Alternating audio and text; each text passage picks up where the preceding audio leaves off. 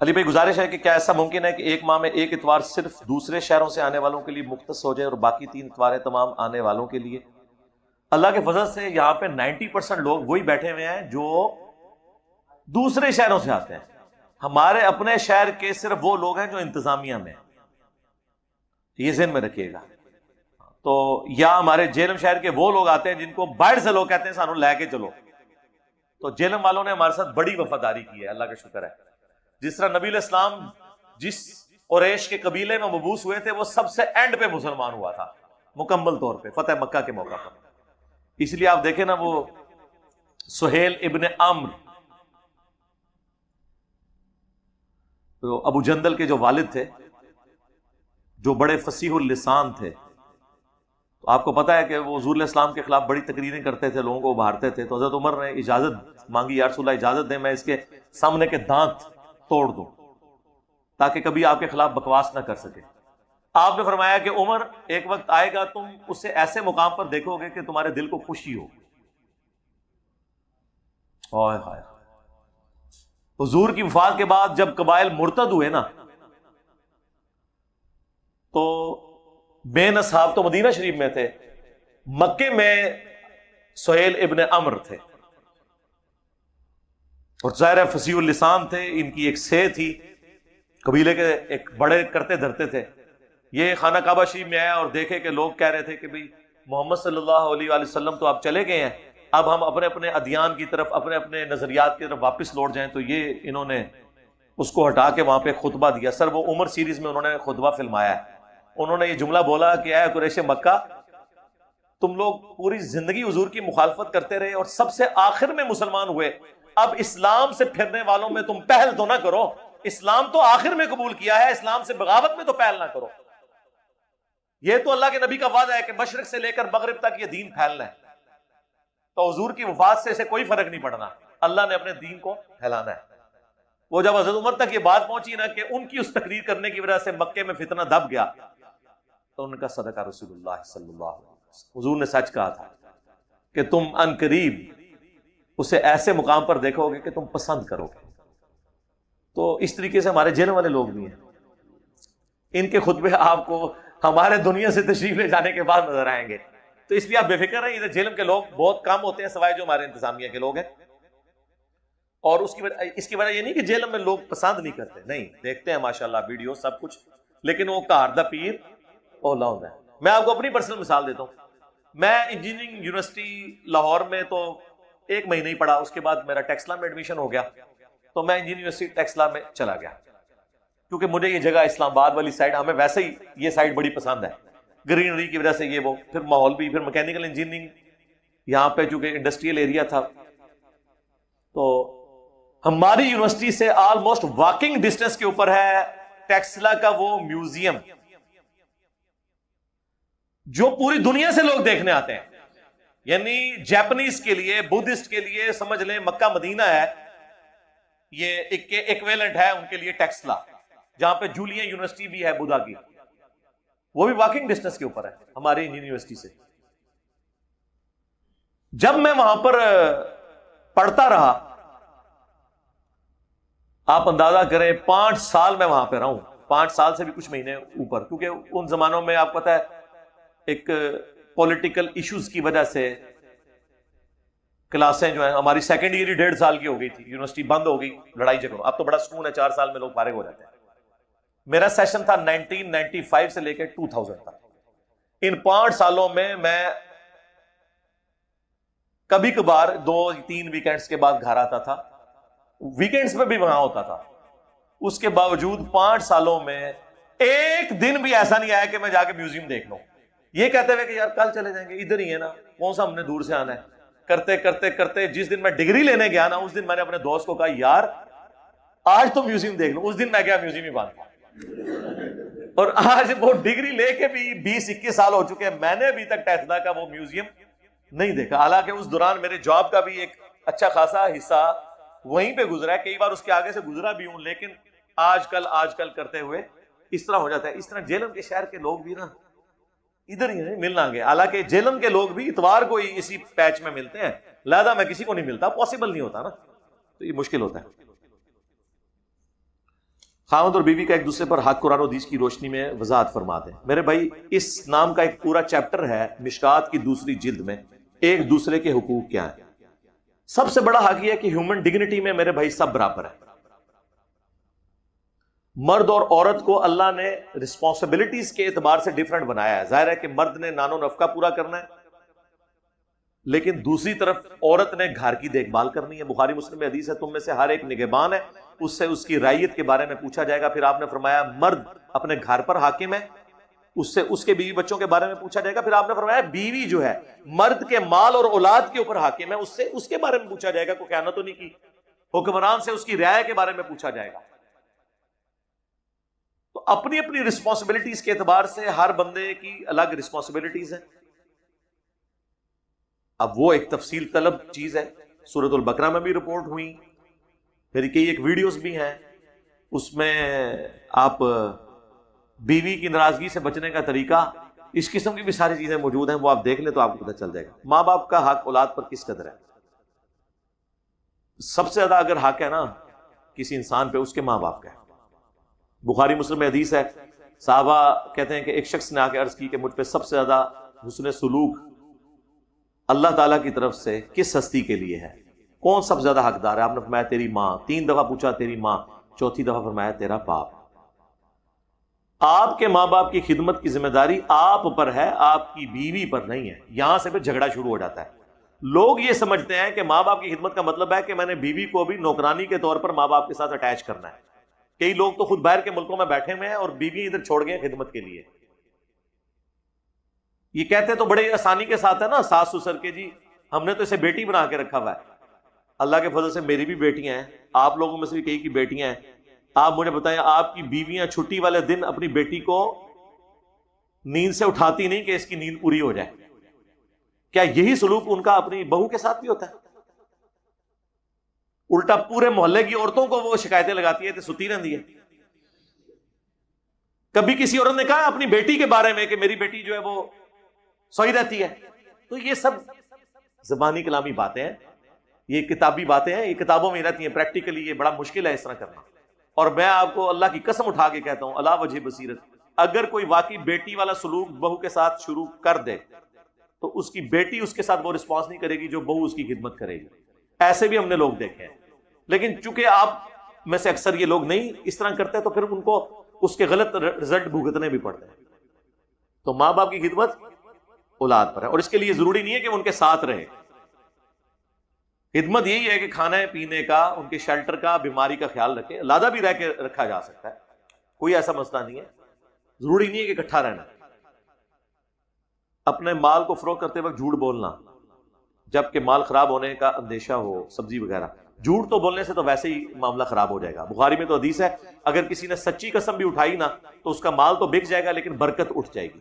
اور صحیح مسلم میں حدیث ہے، نبی علیہ السلام ایک اناج کے ڈھیر کے پاس سے گزرے، آپ نے اپنی مبارک انگلیاں اس میں داخل کی تو وہ گیلی تھی۔ آپ نے فرمایا کہ یہ کیا ہے؟ تو انہوں نے عرض کی کہ اللہ کے نبی رات کو بارش ہوئی تھی، یہ گیلا ہو گیا۔ آپ نے فرمایا تم نے گیلا حصہ اوپر کیوں نہ کیا تاکہ لوگوں کو اس کا عیب معلوم ہو جاتا۔ پھر آپ نے وہاں فرمایا جس نے ملاوٹ کی وہ ہم میں سے نہیں۔ یہ پوری حدیث کا یہ ٹکڑا پیش کیا جاتا ہے۔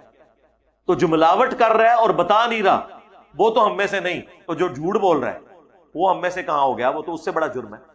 دودھ میں پانی ملانا کوئی گناہ نہیں ہے اگر بتا دیا جائے، سنت ہے۔ بخاری مسلم میں حدیث ہے، صحابہ کرام نبی علیہ السلام کو جب دودھ پیش کرتے تھے اس میں پانی ملا کے اسے ٹھنڈا کرتے تھے۔ اس زمانے میں برف تو نہیں ہوتی تھی، تو مٹکے کا پانی ڈال کے اسے کچی لسی بنایا جاتا تھا۔ لیکن اگر آپ خالص دودھ میں پانی ملا کر اسے خالص کہہ کر بیچیں گے، جبکہ بیچنے والے کو بھی پتا ہے اور لینے والے کو بھی پتا ہے کہ یہ ملاوٹ شدہ ہے، وہ جب عورتیں دودھ ابالتے ہوئے اتنی موٹی موٹی گالیاں دے رہی ہوتی ہیں نا آپ کو، اور صبح جب باریک سی ملائی اس میں سے اترتی ہے اور وہ جو آپ کو بددعائیں دیتی ہیں نا، تو یہ نہ سمجھیں کہ آپ خالص کر کے بیچ رہے ہیں تو ان کو پتہ نہیں چل رہا۔ آپ لکھ کے لگائیں جی خالص دودھ، جس طرح آج کی ڈیٹ میں ہمارے یہاں پہ اس آپ کہہ رہے ہیں کہ اس بیلٹ کے اندر پنڈی سے لاہور کے درمیان 120-30 سے کم نہیں، یا ہم لوگ آپ کو خالص دودھ پتی پلاتے ہیں، یہاں پہ 35-40-45 کلو دودھ آتا ہے یہاں پہ، اس لیے کہ بھائی میں نے ان کو یار دودھ پتی پلانی، یار زندگی میں ایک دفعہ کوئی اللہ کا مہمان ہے، ٹھیک ہے؟ لوگ تو بابوں کے لنگر چلا رہے ہیں، ہم تو اللہ کا لنگر چلا رہے ہیں، تو کیوں نہ خالص ہو، ٹھیک ہے؟ تو 1 کلو سے بمشکل 5-5.5 کپ بنتے ہیں، لیکن خالص وہ آپ کو پی کے بھی پتہ چل جائے گا، ٹھیک ہے؟ اور اگر کوئی مسئلہ ہو تو آپ نے بتانا ہے عثمان بھائی کو، پھر میں عثمان بھائی سے پوچھوں گا بعد میں. تو آپ لکھ کے لگائیں کہ جی پانی ملا، دودھ جو ہے وہ 80 روپے کلو ہے، خالص دودھ 120 روپے. اور خالص دودھ تو لوگ گھروں سے آگے لے جاتے ہیں. جن لوگوں نے خالص دودھ رکھے میں آپ ذرا ان سے پوچھے، لوگ کتنی لائنوں میں لگے ہوئے ہوتے ہیں. تھوڑی سی ہمت تو کریں. آپ کے ملک میں آ کے KFC نے، میک ڈونلڈ نے اور ان ساری فرنچائز جو ہیں انہوں نے آ کے کاروبار کر کے نہیں آپ کو دکھایا. آپ کی ٹیچر بسیں تھی، ڈائیو والے آئے ہیں، انہوں نے کوالٹی دے کے کاروبار کر کے نہیں بتایا. تو آپ کیا بات کرتے ہیں؟ اگر آپ خالص چیز دیں گے لوگ لیں گے. اپنے اوپر سے قرض اتارنے کا کوئی بہترین طریقہ، وہ میں نے ابو داؤد ترمذی کی حدیث بتائی تھی نا کہ مولا علی کے پاس کوئی آیا کہ آپ کو میری ہیلپ کریں. مولا علی نے کسی کی کیا ہیلپ کرنی تھی، وہ تو خود فقر کی زندگی گزار تھے. انہوں نے کہا اللہ کے نبی نے مجھے ایک دعا سکھائی تھی قرض اتارنے کے لیے، مفلسی دور کرنے کے لیے. اللہم اکفنی بحلالک عن حرامک واغننی بفضلک عمن سواک. یہ دعا، اس کے اوپر میری الگ سے ویڈیو ہے، میں نے اس کو پورا بریف کیا، وہ ٹائم زیادہ لگ جائے گا. اور فرض نماز کے بعد سنن ابن ماجہ میں حدیث ہے، نبی علیہ السلام سلام پھیرنے کے بعد ہماری ماں ام سلمہ کہتی ہیں کہ حضور فجر کا سلام پھیرنے کے بعد پڑھتے تھے اللہم انی اسألک علما نافعا ورزقا طیبا وعملا متقبلا. علم نافع مانگتا ہوں، پاکیزہ رزق مانگتا ہوں اے اللہ تجھ سے، اور ایسا عمل مانگتا ہوں جو تیری بارگاہ میں قبول بھی ہو. یہ نہیں ہے کہ پوری دنیا کو پتا ہو کہ دسترخوان چلا رہا ہے 1 لاکھ بندے کا اور اللہ کے حضور وہ زیرو نہیں مائنس میں لکھا جائے. ایسا عمل نہیں ہونا چاہیے.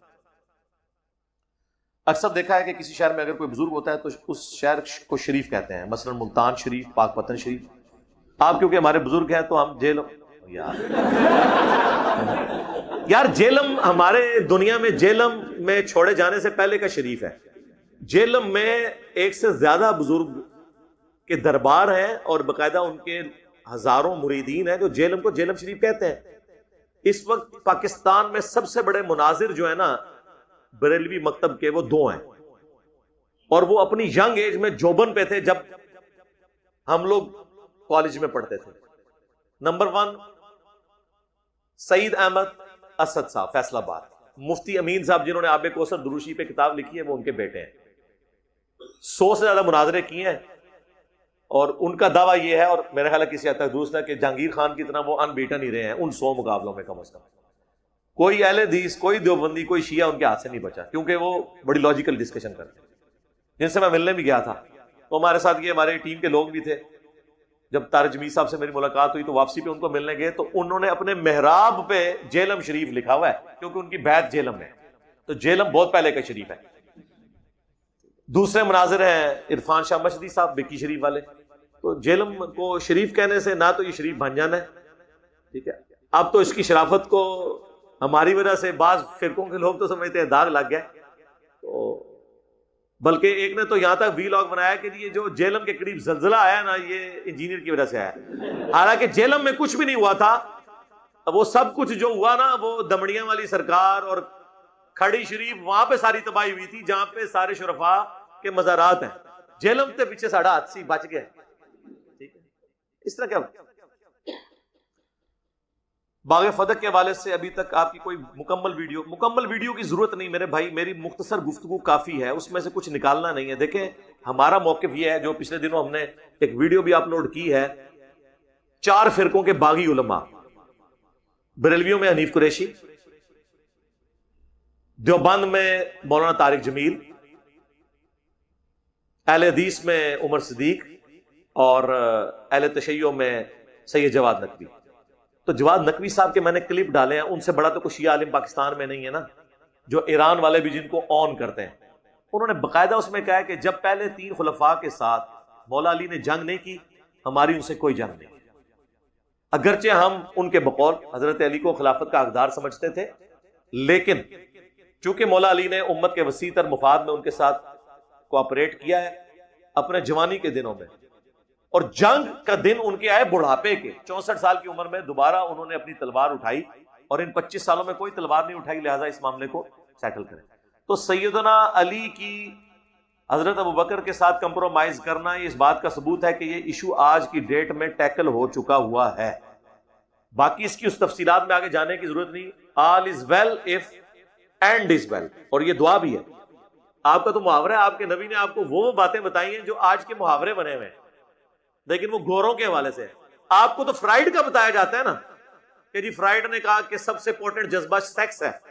قرآن تو سورہ ال عمران میں کہہ رہا ہے زُيِّنَ لِلنَّاسِ حُبُّ الشَّهَوَاتِ مِنَ النِّسَاءِ, مزین کر دی گئی ہے دنیا کی شہوات کی محبت انسان کے دل میں پہلے نمبر پہ عورت. اور آپ کے نبی نے آپ کو سکھایا, مسند احمد میں المستدرک للحاکم میں یہ حدیث ہے, نبی علیہ السلام نے دعا تعلیم کی, اللہم احسن عاقبتنا فی الامور کلیہا واجرنا من خزی الدنیا وعذاب الآخرہ. اے اللہ میرے ہر کام کا انجام بہتر کر دے اور مجھے دنیا کی رسوائی سے اور آخرت کے عذاب سے ہمیں بچا لے. جمع کے سیوں کے ساتھ ہے, آمین. یہ اکثر میں دعا مانگتا بھی ہوں.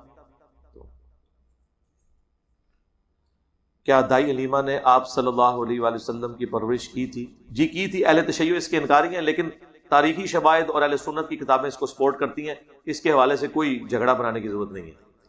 12 منافقین کے نام کن کتابوں میں آئے؟ علماء سے پوچھیں. میرے بھائی میں تو جاہل آدمی ہوں, میرا اس پہ کلپ دیکھ لیں, رسول اللہ کا قاتل کون, اس میں جتنی میں بات ان کیمرہ یا آن کیمرہ کر سکتا تو میں نے کر دیا. کیا سید کا سید ہی سے نکاح کرنا چاہیے؟ جی بہتر تو یہی ہے, کیونکہ سنن ابن ماجہ میں حدیث ہے اپنے کف میں ہم پلہ لوگوں میں شادی کرو. ہم پلہ میں آپ کا خاندان بھی آتا ہے اور آپ کا سٹیٹس بھی آتا ہے. اب یہ بڑا ظلم ہے کہ ایک عورت جس کی پرورش ایئر کنڈیشن گھر میں ہوئی ہے اس کو لا کے آپ جھونپڑی میں بسا لیں. اس چیز کو تو نبی علیہ السلام پسند نہیں فرمائیں گے. کف میں شادی کرو, کف ہم پلہ. ہم پلہ میں تعلیم, خاندان, سٹیٹس, یہ ساری چیزیں آتی ہیں. یہ پریفریبل ہے, لیکن یہ حکمیہ نہیں ہے, یہ پریفریبل ہے, پسندیدہ ہے کہ ارائیوں میں شادی کریں, گجروں میں کریں, تاکہ عادتیں ملتی ہیں. یہ نہ ہو کہ ایک جو گجر جو ہے وہ ارائی بیوی لے آئے اور پہلے دہاڑے لے آ کے گھنٹے کاٹ کے سامنے رکھ دے ہوتے ہیں, پہلے دہاڑی جھگڑا شروع ہو جائے, یا وہ جڑا وہ دودھ کا گلاس لے آ کے رکھ دے ایڈا بڑا سامنے. تو وہ عادتیں ملتی جلتی ہوتی ہیں, انسان کے لیے نبھنا آسان ہو جاتا ہے. لیکن سید غیر سید کا نکاح فی نفسی ہی اس میں کوئی ممانعت نہیں ہے, لیکن بہتر یہ ہے کہ سید ہی میں کریں, ورنہ جھگڑا پڑا جائے گا. آپ نے آج کل کے سیدوں کا غرور نہیں دیکھا؟ وہ ہمیں امتی کہہ رہے ہوتے ہیں, امتی تو وہ خود بھی ہیں. وہ ان انٹینشنلی یہ سمجھ رہے ہوتے ہیں کہ ہم ان کے امتی ہیں. شاہ جی غصہ نہیں کھانا, شاہ جی چھپ کے بیٹھے نا, ورنہ سب تو پہلے فرحان بھائی دیکھتے ہیں شاہ جی مسکرا. تو سید جو وہ اپنے آپ کو سمجھے ہوئے ہیں نا, وہ تو ہمیں ہضم ہی نہیں کرتے. تو مجھے بتائیں, اگر سید کے ساتھ کسی غیر سید کی لڑکی آپ کر دیں گے تو وہ تو اس کی کنیز ہی بن کے رہے گی, بیوی بن کے نہیں رہے گی. تو بہتر یہ ہے کہ سیدوں میں کریں. لیکن اس کی وجہ سے کوئی کسی کی سید کی بچی بوڑھی ہو رہی ہے اور وہ شادی نہ کرے تو وہ تو حرام ہے. وہ آپ کو کوئی بھی اچھا رشتہ ملتا ہے آپ کر دیں, ہو سکتا ہے اسے کوئی تابع قسم کا خاوند مل جائے جو سید ہونے کی وجہ سے احترام کرے اپنی بیوی کا. یہ سب سے زیادہ مسئلہ پاکستان میں, انڈیا, بنگلہ دیش میں جس نے کھڑا کیا نا وہ پیر میرے علی شاہ صاحب تھے. انہوں نے کتاب لکھ دی کہ سید کا غیر سید سے نکاح حرام ہے.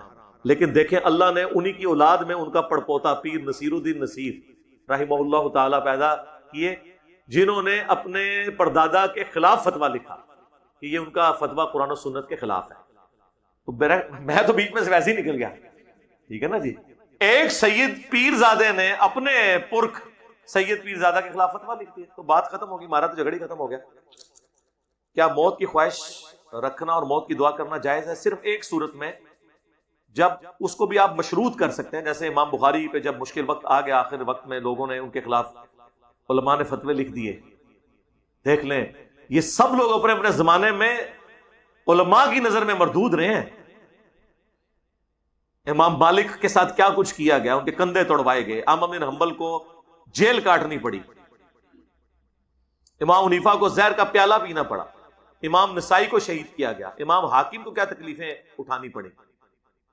لیکن بعد میں ان کو تکلیفیں دینے والوں کے نام بھی اگر یاد کیے جاتے ہیں تو ان کی وجہ سے, جس طرح ابو جہل کا نام نبی علیہ السلام کی وجہ سے تاریخ میں زندہ ہے, ورنہ ابو جہل کی کیا اوقات تھی. تو ان اماموں کے دشمنوں کے نام, ایون ان کے وہ استاد جو اہل سنت کے امام ہیں, جیسے امام زہلی ہیں, ایک امام زہری ہے نا, وہ تو تابعی ہیں. زا ہا را, یہ ہے زا ہا لام, امام زہلی جنہوں نے اپنی مجلس سے امام بخاری کو نکال دیا تھا، اور امام بخاری کی للہیت دیکھیں، اسی امام سے انہوں نے بخاری میں حدیثیں لی ہیں، لیکن امام مسلم نے امام بخاری سے، امام زہلی سے، دونوں سے حدیثیں نہیں لی، کیونکہ انہوں نے کہا دونوں میرے استاد ہو، میرا موقف امام بخاری کے ساتھ ہے، مرتے دم تک امام بخاری کی خدمت میں امام مسلم رہے ہیں، لیکن حدیث ان سے کوئی نہیں لی ہے، کیونکہ میں انصاف کروں کہ پھر اس استاد سے بھی لینی پڑے گی مجھے، کیونکہ اس استاد نے آپ کے ساتھ زیادتی کی ہے، میں اس کی حدیث تو نہیں لوں گا، آپ کی بھی نہیں لیتا، اور وہ امت کے حق میں بہتر ہوا ہے۔ اس کے باوجود آدھی حدیثیں بخاری مسلم کی آلموسٹ 1906 تکرار کو چھوڑ دیں، متفقون علیہ ہیں، بخاری کی الگ سند سے آ رہی ہیں، مسلم کی الگ سند سے، اس کے باوجود وہ متفق ہیں۔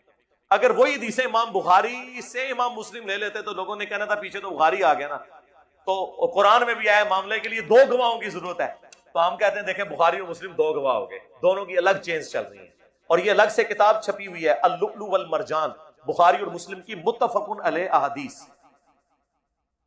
فواد عبد الباقی ایک عرب سکولر ہے، انہوں نے جمع کی ہے، یہاں پہ بھی اہل حدیث نے وہ چھاپ دی، کتاب بڑی زبردست ہے، وہ آپ نے بخاری مسلم میں جو متفقہ حدیث ہیں۔ تو آج امام زہلی کا جب نام میں نے ویڈیو میں لیا تو لوگوں نے یار یہ کون ہے یہ بندہ، حالانکہ وہ ہے جس سے امام بخاری نے حدیثیں لی ہیں، لیکن بخاری کو پوری دنیا جانتی ہے، اس کے استاد کو کوئی نہیں جانتا، لہذا کوئی ٹینشن نہ لیا کریں۔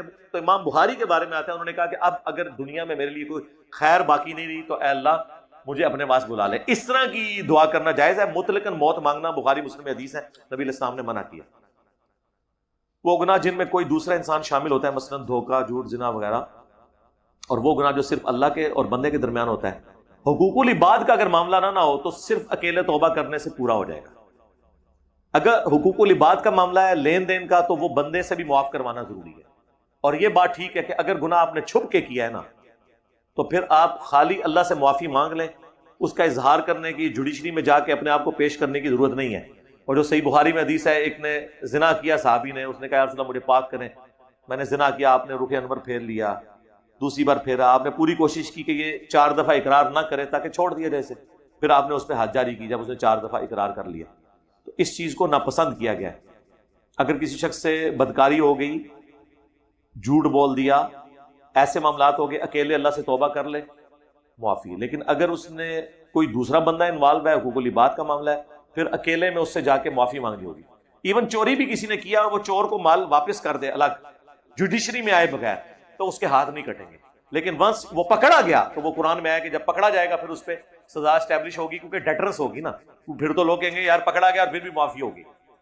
جس طرح وہ قصور میں وہ عمران والا مسئلہ ہوا تھا، وہ جو زینب بچی والا، تو وہ اس کو سزا دینا ڈیٹرنس کے لیے ضروری تھا۔ اسلام کی سزائیں اس لیے سخت ہیں کہ ایک کو سزا ہو، ڈیٹرنس اتنے لوگوں کے لیے ہو جائے تاکہ لوگ بچ جائیں اس طرح کے عمل سے۔ پارلیمنٹ میں وہ کہہ رہے ہیں ایسا بل ہے جس کے مطابق کوئی بھی شخص اپنا جینڈر چینج کر سکتا ہے بغیر کسی میڈیکل ٹیسٹ کے، اگر کوئی مرد یا عورت اپنے آپ کو، اتنا لمبا سوال لکھنے کی ضرورت نہیں ہے، کم از کم آپ ویڈیو میں نے تو میرے بھائی کئی بار یہ بات کی ہے، رہ گیا اب شریعت کورٹ کا اور باقی معاملات۔ ہمارا تو واضح اسٹانس ہے اس حوالے سے، سورہ النساء کی آیت نمبر 119 ہے، وَلَا آمُرَنَّهُمْ فَلَيُغَيِّرُنَّ خَلْقَ اللَّهِ، شیطان نے کہا تھا میں انسانیت کو ابھاروں گا، وہ تیری بنائی ہوئی خلقت کو بدلیں گے۔ صحیح بخاری میں حدیث ہے، ان مردوں پہ لعنت جو عورتوں کی مشابہت اختیار کریں، ان عورتوں پہ لعنت جو مردوں کی مشابہت کریں۔ دنیا میں کسی مسلمان کا یہ موقف نہیں ہے کہ آپ جو ہے وہ اللہ کی بنائی ہوئی جو اس طرح کا جینڈر ہے اس کو تبدیل کریں، سب اس کو حرام سمجھتے ہیں۔ پارلیمنٹ میں آیا ہے، پارلیمنٹ میں تو میرے بھائی جو پازیٹیو بل بھی آئے ہیں، اپروو بھی ہوئے ہیں، پریکٹیکل اپلیکیشن آج تک ان کی نہیں ہوئی ہے، نہ یہ اپروو ہونا ہے، اپروو بھی ہو گیا، اس کی اپلیکیشن کوئی بھی نہیں ہونی، آپ بے فکر ہیں، کچھ بھی نہیں ہوتا انشاءاللہ۔ باقی جو لوگ حکومت میں بیٹھے ہوئے ہیں یہ ان کی ذمہ داری ہے، ہمارا ہم صرف اپنی زبان سے بات کرتے ہیں اور وہ سب تک پہنچ رہا ہے، ٹھیک ہے نا جی۔ اس وقت تو ایسا پرائم منسٹر بیٹھا ہوا ہے کہ جس کا دعویٰ ہے کہ اس کی بیوی ریلیجس ہے، وہ خود ریلیجس ہے، اس نے خود اسلام کے اوپر کتابیں لکھی ہوئی ہیں، وہ ہمیں قادسیہ اور یرموک کے حوالے دیتے ہیں، وہ آئے دن ہمیں ریاست مدینہ کی باتیں بتاتے ہیں، تو آپ کیا سمجھتے ہیں ان کو نہیں پتا؟ وہ آئے دن علماء کو بلا کے کہتے ہیں یہاں پہ میں پردے کو اسٹیبلش کرنا چاہتا ہوں، تو وہ یہ کہیں گے کہ لوگ جو ہیں وہ اس طرح جینڈر تبدیل کریں، ان کو بھی یہ بات پتا ہے، تو وہ اللہ کے حضور خود بھگتیں گے۔ میرے نانا کا سوال ہے کہ ہمارا پیش امام فجر کی نماز قضا کرتا ہے، چاروں نمازیں جماعت سے پڑھاتا ہے، ان سے کہیں اکثر امام ایسے ہی کرتے ہیں جو فجر میں نہیں آتے، یہ تو بڑا اچھا ہے قضا کر کے پڑھ رہا ہے، کہ تو اپنی بھی نہیں پڑھتے، تو کیا مسئلہ ہے؟ آپ کی نماز ہو جائے گی میرے بھائی، اس کے پیچھے کوئی مسئلہ نہیں ہے۔ علی بھائی میں دکان سے لیٹ آتا ہوں تو پھر عشاء کی نماز اپنے گھر کہ عورتوں کے ساتھ جماعت کروا لیتا ہوں. ٹھیک ہے, جب لیٹ ہو گئے ظاہر مسجد میں تو جماعت کے چانسز کم ہوتے ہیں, پھر آپ گھر پڑھ سکتے ہیں, کوئی مسئلہ نہیں. اس پہ میری ویڈیو ریکارڈ ہے. جنگ جمل اور صفین وہ جنگیں جو صحابہ کے درمیان میں, جبکہ قرآن میں سورہ فتح 29 میں فرمایا گیا کہ نبی کے صحابہ آپس میں ایک دوسرے کے لیے نرم گوشہ رکھتے ہیں. یہ قرآن کی ایک آیت ہے نا میرے بھائی, نرم گوشہ رکھتے ہیں. سورہ التوبہ کی آیت نمبر 100, 101 اور 102 ہے, جو میں نے پچھلے دنوں میں بریف کی. میرا مسئلہ 96 ریکارڈڈ ہے, جہاں پہ کہا گیا کہ حضور کے ساتھیوں کی 3 کیٹیگریز ہیں. پہلے کہا گیا سابقون الاولون من المہاجرین والانصار, اور جو احسان کے ساتھ ان کی پیروی کرنے والے ہیں, یعنی حضرت ابوبکر, عمر, عثمان و علی رضی اللہ عنہم اجمعین, انصار مدینہ رضی اللہ عنہم اجمعین. دوسرا کہا گیا کہ مدینہ اور اہل مدینہ میں کئی منافق ہیں جن کو اے نبی تم بھی نہیں جانتے. اب وہ حضور کے وہ ساتھی ہیں جن کو ہم نہیں جانتے, منافقین. اور جب حضور نہیں جانتے تو پھر باقیوں کو کیسے پتا ہوگا؟ وہ بعد میں 12 منافقین وہ جنہوں نے قاتلانہ حملہ کیا, اس پہ میری ویڈیو ریکارڈ ہے, وہ بھی حذیفہ ابن یمان کو حضور نے نام بتائے. تیسرا فرمایا ملے جلے اعمال کرنے والے لوگ. اب ملے جلے اعمال کرنے والے لوگوں نے اگر حضرت علی رضی اللہ تعالیٰ عنہ کے خلاف خروج کیا ہے تو وہ اس کیٹیگری کے ہے بھی نہیں تھے. رحماء بینہم, رحماء بینہم تھے حضرت طلحہ, حضرت زبیر اور سیدہ عائشہ رضی اللہ عنہم اجمعین وعلیہم السلام اجمعین. تو دیکھنے تینوں توبہ کر کے مرے, بغاوت پہ قائم تو نہیں رہے.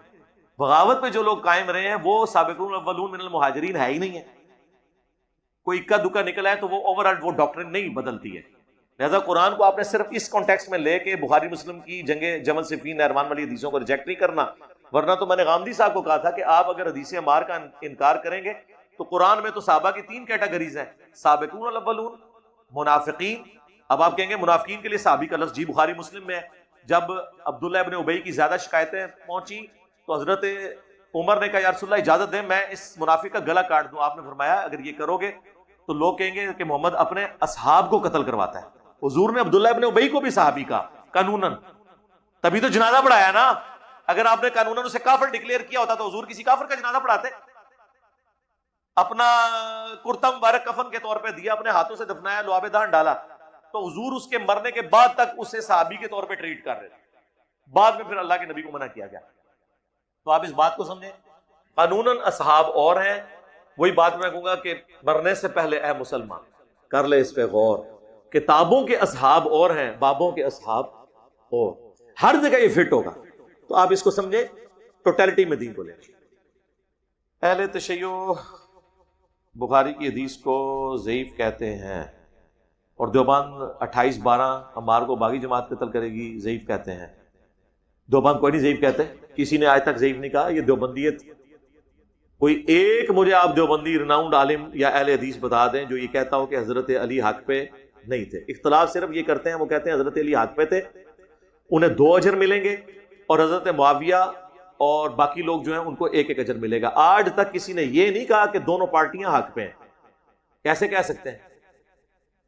ہمارا اس میں یہ اختلاف ہے کہ یہ حدیث جو آپ مجتہد والی فٹ کرتے ہیں یہ آؤٹ آف کانٹیکسٹ ہے. بخاری مسلم میں حدیث ہے اگر کوئی حاکم اجتہاد کرے اور وہ غلط اجتہاد کرے تو اسے 1 اجر ملے گا, اور صحیح کرے تو 2.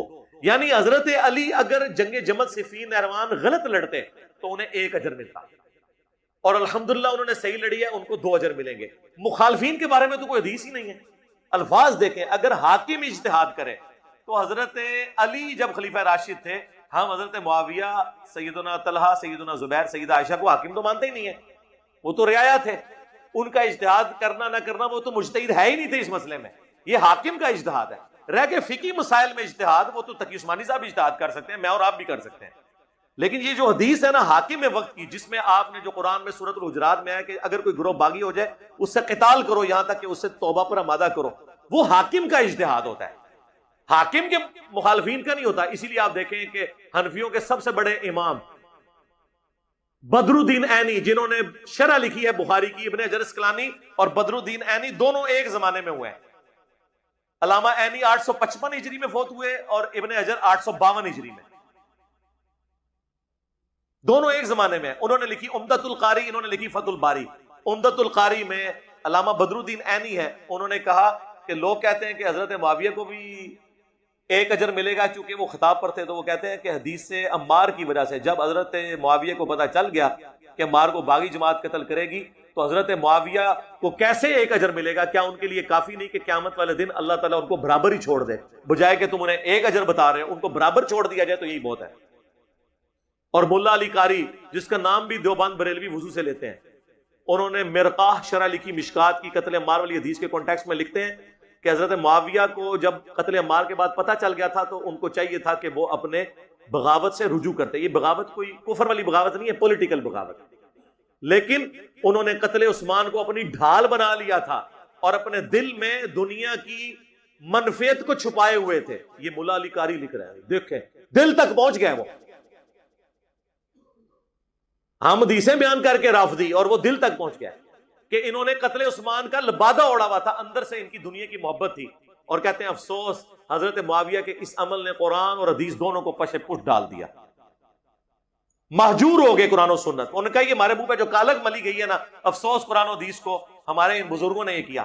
پھر اینڈ پہ انہوں نے معاملے کو کنکلوڈ کیا کہ نہ ہم رافضی ہیں نہ ناصبی ہیں، ہم درمیان میں ہیں۔ تو یہ بھی ہم بھی کرتے ہیں۔ ابن حجر اسقلانی نے فتح الباری میں لکھا ہے صحیح بخاری میں ذکر معاویہ چیپٹر میں کہ حضرت معاویہ کی فضیلت میں سوائے صحابی ہونے کے کوئی حدیث ثابت نہیں، یہ سب گھڑی ہوئی ہے۔ اور 4 اماموں کو انہوں نے ذکر کیا، امام بخاری، امام اسحاق بن راہوی جو امام بخاری کے استاد ہیں، امام نسائی اور امام حاکم، اور اینڈ پہ انہوں نے 5واں امام احمد بن حنبل بھی شامل کر لیے کہ ان کا بیٹا ان سے پوچھتا ہے کہ علی اور معاویہ کا کیا جھگڑا تھا تو وہ اپنا سر جھکا لیتے ہیں، پھر سر اٹھا کے کہتے ہیں کہ بیٹا خوب سمجھ لو علی کے دشمن بہت تھے، انہوں نے بڑی کوشش کی کہ علی کی شان کو نیچا کریں لیکن وہ کامیاب نہیں ہوئے، پھر انہوں نے اس شخص کو بڑھانا شروع کر دیا جو علی سے جنگیں کر چکا تھا، انہوں نے نام بھی نہیں لکھا۔ اتنی یہ ایک آخری درجہ ہوتا ہے کسی سے اپنے پروٹیسٹ ریکارڈ کروانے کا۔ اسی لیے مسند احمد میں آپ کو ملے گا احمد بن حنبل جو ہے نا ابو حنیفہ کہتے تھے ابو فلانا، ابو حنیفہ بھی نہیں کہتے تھے۔ یہ مسئلہ 197 دیکھ لیں گے کیا وجہ تھی۔ یا انہوں نے کہا کہ وہ یہ اس فلاں شخص کے پیچھے پڑ گئے اور کہا اس کی یہ شان یہ شان۔ پھر ابن حجر کہتے ہیں کہ اصل میں احمد بن حنبل ہمیں یہ بتانا چاہ رہے ہیں یہ ساری جعلی روایتیں ہیں، سوائے صحابی ہونے کے کوئی فضیلت نہیں، اور صحابی ہونا بھی بہت بڑی فضیلت ہے الحمدللہ۔ علی بھائی جس طرح آپ نے قرآن کا تفسیر اور ترجمہ ریکارڈ، کس طرح نماز کا ترجمہ اور تفسیر پر لیکچر ریکارڈ؟ جی آلریڈی ہوا ہے جی، ترجمے کے اوپر ریکارڈ ہوا ہے۔ قرآن کی تمام صورتوں کا مطلب بھی بیان کرتے ہیں، جس طرح باقی تمام صحابہ حضرت بکر عمر اور حضرت بلال علیہ سے کم حدیث کیوں ہیں، یہ ساری باتوں کے جواب میرے بھائی ریکارڈڈ ہے۔ علی بھائی آپ کے فالورز اکثر، میرے فالور کوئی بھی نہیں، اللہ کا شکر ہے، میرے اسٹوڈنٹس ہیں، اکثر پتہ نہیں کیا لکھا ہے، جو آپ کو بنیاد بنا کر مولویوں کے خلاف تو بولتے ہیں اور نماز روزہ کوئی نہیں کرتے، وہ میرے بھائی میرے اسٹوڈنٹ نہیں ہیں۔ آپ یہ یاد رکھیں کہ میری آواز وہ آواز تھی کہ وہ سیکولر لوگ جو دین سے برگشتہ تھے اور مولویوں کی وجہ سے انہوں نے بھی اپنا غصہ نکالا مولویوں کے خلاف ہمارے پلیٹ فارم پہ آ کے، پلیٹ فارم سے مراد ہے ہمارے پیجز پہ کمنٹس کر کے، میرا کیا اس سے لینا دینا ہے؟ آج اگر ایک مسلمان جا کے انگلینڈ میں شراب پیتا ہے تو آپ رسول اللہ کو بلیم کریں گے کہ یہ ان کا ماننے والا ہے، اس کا اپنا ذاتی عمل ہے۔ تو وہ غصہ نکالا ہے لوگوں نے مولویوں کے اوپر کہ بھی چلو ہمیں ایک پلیٹ فارم ملا، جا کے ہم غصہ نکالیں، میرے کھاتے میں کسی کو آپ نہ ڈالیں، میں اپنی ویڈیوز کے علاوہ کسی اپنے قریبی جو میرے ساتھ ٹیم ممبرز ہیں ان کو بھی آن نہیں کرتا، لہٰذا میرے کھاتے میں کسی کو ڈالنے کی ضرورت نہیں ہے، ایون میں خود اپنے کھاتے میں ڈالنے کے لیے تیار نہیں ہوں۔ میں نے کئی بار کہا کہ قرآن و حدیث میں جو بات لکھی ہوئی ہے اگر اس سے ڈفرنٹ ملتی ہے آپ اسی کو فالو کریں، مجھے چھوڑ دیں۔ اسی لیے ہم حدیثوں کے امیجز بھی ڈسپلے کروا دیتے ہیں، نمبر بتا دیتے ہیں، نمبر نہ بھی بتائیں میں یہ ضرور بتا دیتا ہوں کہ حدیث بخاری میں ہے مسلم میں ہے۔ آج کل اسلام 360 میں ایک کی ورڈ لکھیں تو حدیث کھل جاتی ہے، لہٰذا میری کوئی ذمہ داری نہیں اگر وہ کسی کو گالی نکالے، نہ میں نے کبھی کسی کو کہا ہے نہ میں اس کی اجازت دیتا ہوں۔ آپ دیکھیں جن لوگوں نے میرے خلاف ویڈیوز بنا کے مجھے گالیاں نکالی ہیں ان میں سے 99% لوگ ہیں جن کے خلاف کبھی میری ویڈیو بھی نہیں آئی، اور میرے خلاف ان کی ہزاروں ویڈیوز آ چکی ہیں، سینکڑوں ویڈیوز آ چکی ہیں۔ کیوں؟ میں کہتا ہوں ٹکر کا بندہ لے کے آؤ، اپنا بڑا کوئی لے کے آؤ، اس سے بات کریں گے، تاکہ جب بڑا گرے نا، یہ تو نہیں ہے کہ آسٹریلیا کی ٹیم کراچی کی ٹیم کو ہرا کے یہ کہ ہم نے پاکستانی ٹیم کو ہرا دیا ہے، وہ تو دنیا مانے گی نہیں جب تک وہ پاکستان کی نیشنل ٹیم کو نہ ہرائے۔ جب تک مولانا تقی عثمانی صاحب حافظہ اللہ، مفتی منیب الرحمان صاحب حافظہ اللہ، ساجد میر صاحب حافظہ اللہ، سید جواد نقوی صاحب حافظہ اللہ، یہ بڑے لوگ جو لیڈرز ہیں یہ آ کے ہم سے بات نہیں کریں گے نا اگر ان کو شوق ہے کرنے کا. مجھے کوئی شوق نہیں ہے, اور یہ جو پچھلے دنوں واقعہ ہوا اس کے بعد جو ہمارے اسٹوڈنٹس کا شوق تھا وہ بھی اتر گیا کہ کیا ہوتا ہے ان چیزوں کا. تو بڑے لوگ آ کے بات کرنا چاہتے ہیں ضرور کریں, اکیلے آئیں, سیکورٹی گارڈز باہر رکھیں, کیمرے کے ساتھ بیٹھ دیں. اچھا جب یہ ہمارے اسٹوڈنٹ بات کرتے ہیں وہ کہتے ہیں نہیں وہ عالم تو بڑے ہیں لیکن مناظرہ ان کی فیلڈ نہیں ہے. اچھا مناظرہ ان کی فیلڈ نہیں ہے, ان کو اپنے عقیدے کلیئر نہیں ہے ڈیفینڈ کرنے کے لیے, تو آپ نے ان کو لیڈر کیوں بنایا ہوا ہے؟ میرٹ میں نہیں بنے ہوئے نا پھر وہ لیڈر, میرٹ میں ہونا چاہیے. صحابہ کرام نے خلفاء کو چنا ہے تو ان کی پولیٹیکل ویژن, ان کی نیکوکاری, ان ساری چیزوں کے اوپر چنا ہے نا. جب حضور کی میت کے اوپر اختلاف ہوا ہے تو حضرت ابوبکر صدیق نے فرنٹ سے لیڈ کیا ہے نا, کہ بھی حضور فوت ہو چکے ہیں. پھر آپ کو دفنانے پہ اختلاف ہوا ہے تو حضرت ابوبکر صدیق, لوگ تو کہہ رہے تھے آپ کو شام لے جاتے ہیں دفنانے کے لیے, کوئی کہہ رہا تھا مدینہ شریف لے جاتے ہیں, کوئی کہتا ہے مکہ شریف. تو انہوں نے کہا کہ میں نے حضور علیہ السلام سے یہ سنا تھا کہ اللہ تعالیٰ نبی کو وہاں پہ موت دیتا ہے, یہ جامع ترمذی کی حدیث ہے, جو اللہ پسند کرتا ہے جگہ. تو میرے خیال میں سب سے اللہ کو پسند وہ جگہ ہے جہاں حضور کی روح پرواز کی ہے, لہٰذا آپ کی چرپائی کے ایگزیکٹ نیچے آپ کی قبر کھود دی جائے. تو فرنٹ سے لیڈ کیا ہے نا, آپ نے علماء کی کونسل تو نہیں بلائی ہے. تو آپ نے جو اتنے بڑے بڑے چنے ہوئے ہیں یہ لوگ آپ کو فرنٹ سے لیڈ نہیں کر سکتے. ہمیں تو آپ کہتے ہو ہم ان کے ٹخنوں کے برابر بھی نہیں ہے, تو لے آؤ نا یار. اور میں آپ کو بتاؤں ٹخنے کے بالکل ساتھ ایک ایسی نس ہے اگر کسی کی کاٹ دی جائے اس کی ڈیتھ ہو جاتی ہے. یہ پتا ہے آپ کو, وہ مین شارک یہاں سے گزر رہی ہوتی ہے, جن کو سولی لٹکایا جاتا ہے نا وہ کیل ٹھوک کے ایسے, تو ان کے دونوں یہ جو ٹخنوں کی بیک سائڈ کے اوپر جو وہ یہ رگ ہے نا وہ کاٹ دیتے ہیں, پھر اس سے بلڈ نکلتا رہتا ہے تیزی سے, بلڈ پریشر لاس ہوتا ہے, پھر بندہ مر جاتا ہے. تو جن کو کے ٹخنوں کے برابر نہیں ہے ہم, ٹھیک ہے, تو ہمیں ان کے ساتھ بٹھائیں علمی طور پر. اجتماعی ذکر اذکار کرنا بدعت ہے کیا؟ ہاں, اجتماعی ذکر اذکار وہ کرنا بدعت ہے جو صوفیاء نے ڈیوائز کیے ہیں, جو نبی علیہ السلام نے خود کیے ہیں. جیسے صحیح مسلم میں حدیث ہے کہ جب چند لوگ کسی مسجد میں اللہ کے گھر میں جمع ہوتے ہیں اور قرآن کی تلاوت کرتے ہیں اور ذکر اور قرآن کا ذکر تدریس کرتے ہیں تو فرشتے ان کو ڈھانپ لیتے ہیں, جس طرح یہاں ہماری ایک مجلس ہو رہی ہے, یہ بھی اجتماعی ہے نا. لیکن اگر یہ ہو کہ ایک دفعہ سنبھالنا پڑو سارے جو ہے وہ گیٹیاں پھینکنی شروع کر دیں, یہ غلط ہے. انڈیویجول آپ جو مرضی کریں, اشراق کی آپ نماز پڑھیں سنت ہے, لیکن اگر آپ اشراق کی جماعت مسلسل کروانا شروع کر دیں بدعت ہو جائے گی. ہاں کبھی کبھار آپ بیٹھے ہوئے اچانک ایک بندہ امامت کرواتا ہے باقی مقتدی ہیں, اس طرح کی نفلی نماز درست ہوگی تو وہ بدعت ہوگی. اگر کوئی جماعت جو یہ کچھ کر رہی ہو ہم اس کے ساتھ منسلک ہوں تو یہ کام بدعت ہوگا. ظاہر ہے جی آپ اس جماعت میں آپ اچھائی کا ساتھ دیں, برائی سے لگ رہے. جماعتیں نہیں چھوڑنی, جدھر جدھر لگے ہو خدا دا نہ ہے اتھے ہی لگے رہو, ٹھیک ہے, ورنہ یہ آپ لوگوں کے تکا بوٹیاں کر دیں گے. آپ دیکھیں نا وہ انڈیا کے ایک بھائی ہیں عالم دین ہے دیوبند سے پڑھے ہوئے, انہوں نے ایک کلپ بنایا ہے, وہ کلپ چند 100 لوگوں نے دیکھا ہے, ہم نے تو اپنے چینل پہ بعد میں اپلوڈ کیا ہمارے ایک اسٹوڈنٹ نے, تو وہ پورے علماء کا وفد ان کے گھر پہنچ گیا اور ریٹن میں ایک پرچہ اس سے پڑھوایا انہوں نے کہ میرا انجینئر صاحب سے کوئی تعلق نہیں ہے. اس طرح پرچہ پڑھنے سے جس بندے کو سمجھ آ گیا کہ المہند میں کیا کچھ لکھا ہوا ہے تو وہ اس کو واپس ٹھیک مانگ لے گا. مجھے بتائیں, جو کنوکشن کے ساتھ عالم بن کے یہ سب کچھ سمجھ چکا ہے, اس طرح آپ کسی کا دل بدل لیں گے. تو اس لیے آپ مہربانی کریں, آپ اس طرح بغاوت نہ کریں, جدھر لگیں ادھر رہیں اور ادھر ہی رہتے ہوئے اصلاح کی کوشش کریں. آپ کا عمل, آپ کی پریکٹیکل نماز سنت کے مطابق پڑھنا ہی بہت بڑی تبلیغ ہے باقی لوگوں کو. اس کی میں آپ کو مثال دیتا ہوں. ہمارے ایک بھائی پتہ نہیں آج انہوں نے آنا تھا ادھر, وہ بتا رہے ہیں کہ میں مسجد میں بیٹھے ہوئے آپ کا بلو کارڈ پڑھ رہا تھا اور مجھے پتہ ہی نہیں تھا کہ یہ کس کا لکھا ہوا ہے. تو وہ اہل حدیث کی مسجد, انہوں نے کہا انجینئر کا کارڈ پڑھ رہا ہے. تو یار انجینئر کہتے اللہ دے کلام لکھا ہے. وہ کہتا ہے واپس آیا جس نے مجھے گفٹ کیا, میں نے کہا یار وہ اس کو انجینئر کا کارڈ کہہ رہے تھے, انجینئر کون ہے؟ انہوں نے کہا یوٹیوب پہ لکھو. تو وہ دیکھیں اس اہل حدیث نے خام خواہ لچ تلیا, انہیں پکڑ کے ایک بندہ اڑا نہ ہو تلوا لیا خود ہی. ٹھیک ہے, تو یہ اس طرح بدعت اور اچھی چیزوں میں کیا فرق ہے؟ میرے خیال ہے آج میں کافی زیادہ اس پہ بول چکا ہوں. عمار ابن یاسر کے بارے میں کوئی الفاظ میں کئی دفعہ بول چکا ہوں. سنن نسائی میں حدیث ہے المستدرک للحاکم میں کہ عمار ابن یاسر سر کے بالوں سے پاؤں کے ناخنوں تک لبالب بھرا ہوا ہے ایمان سے. صحیح بخاری میں حدیث ہے کہ اللہ نے عمار کی زبان کو شیطان سے محفوظ کر دیا. اس سے بڑی کیا بات ہوگی؟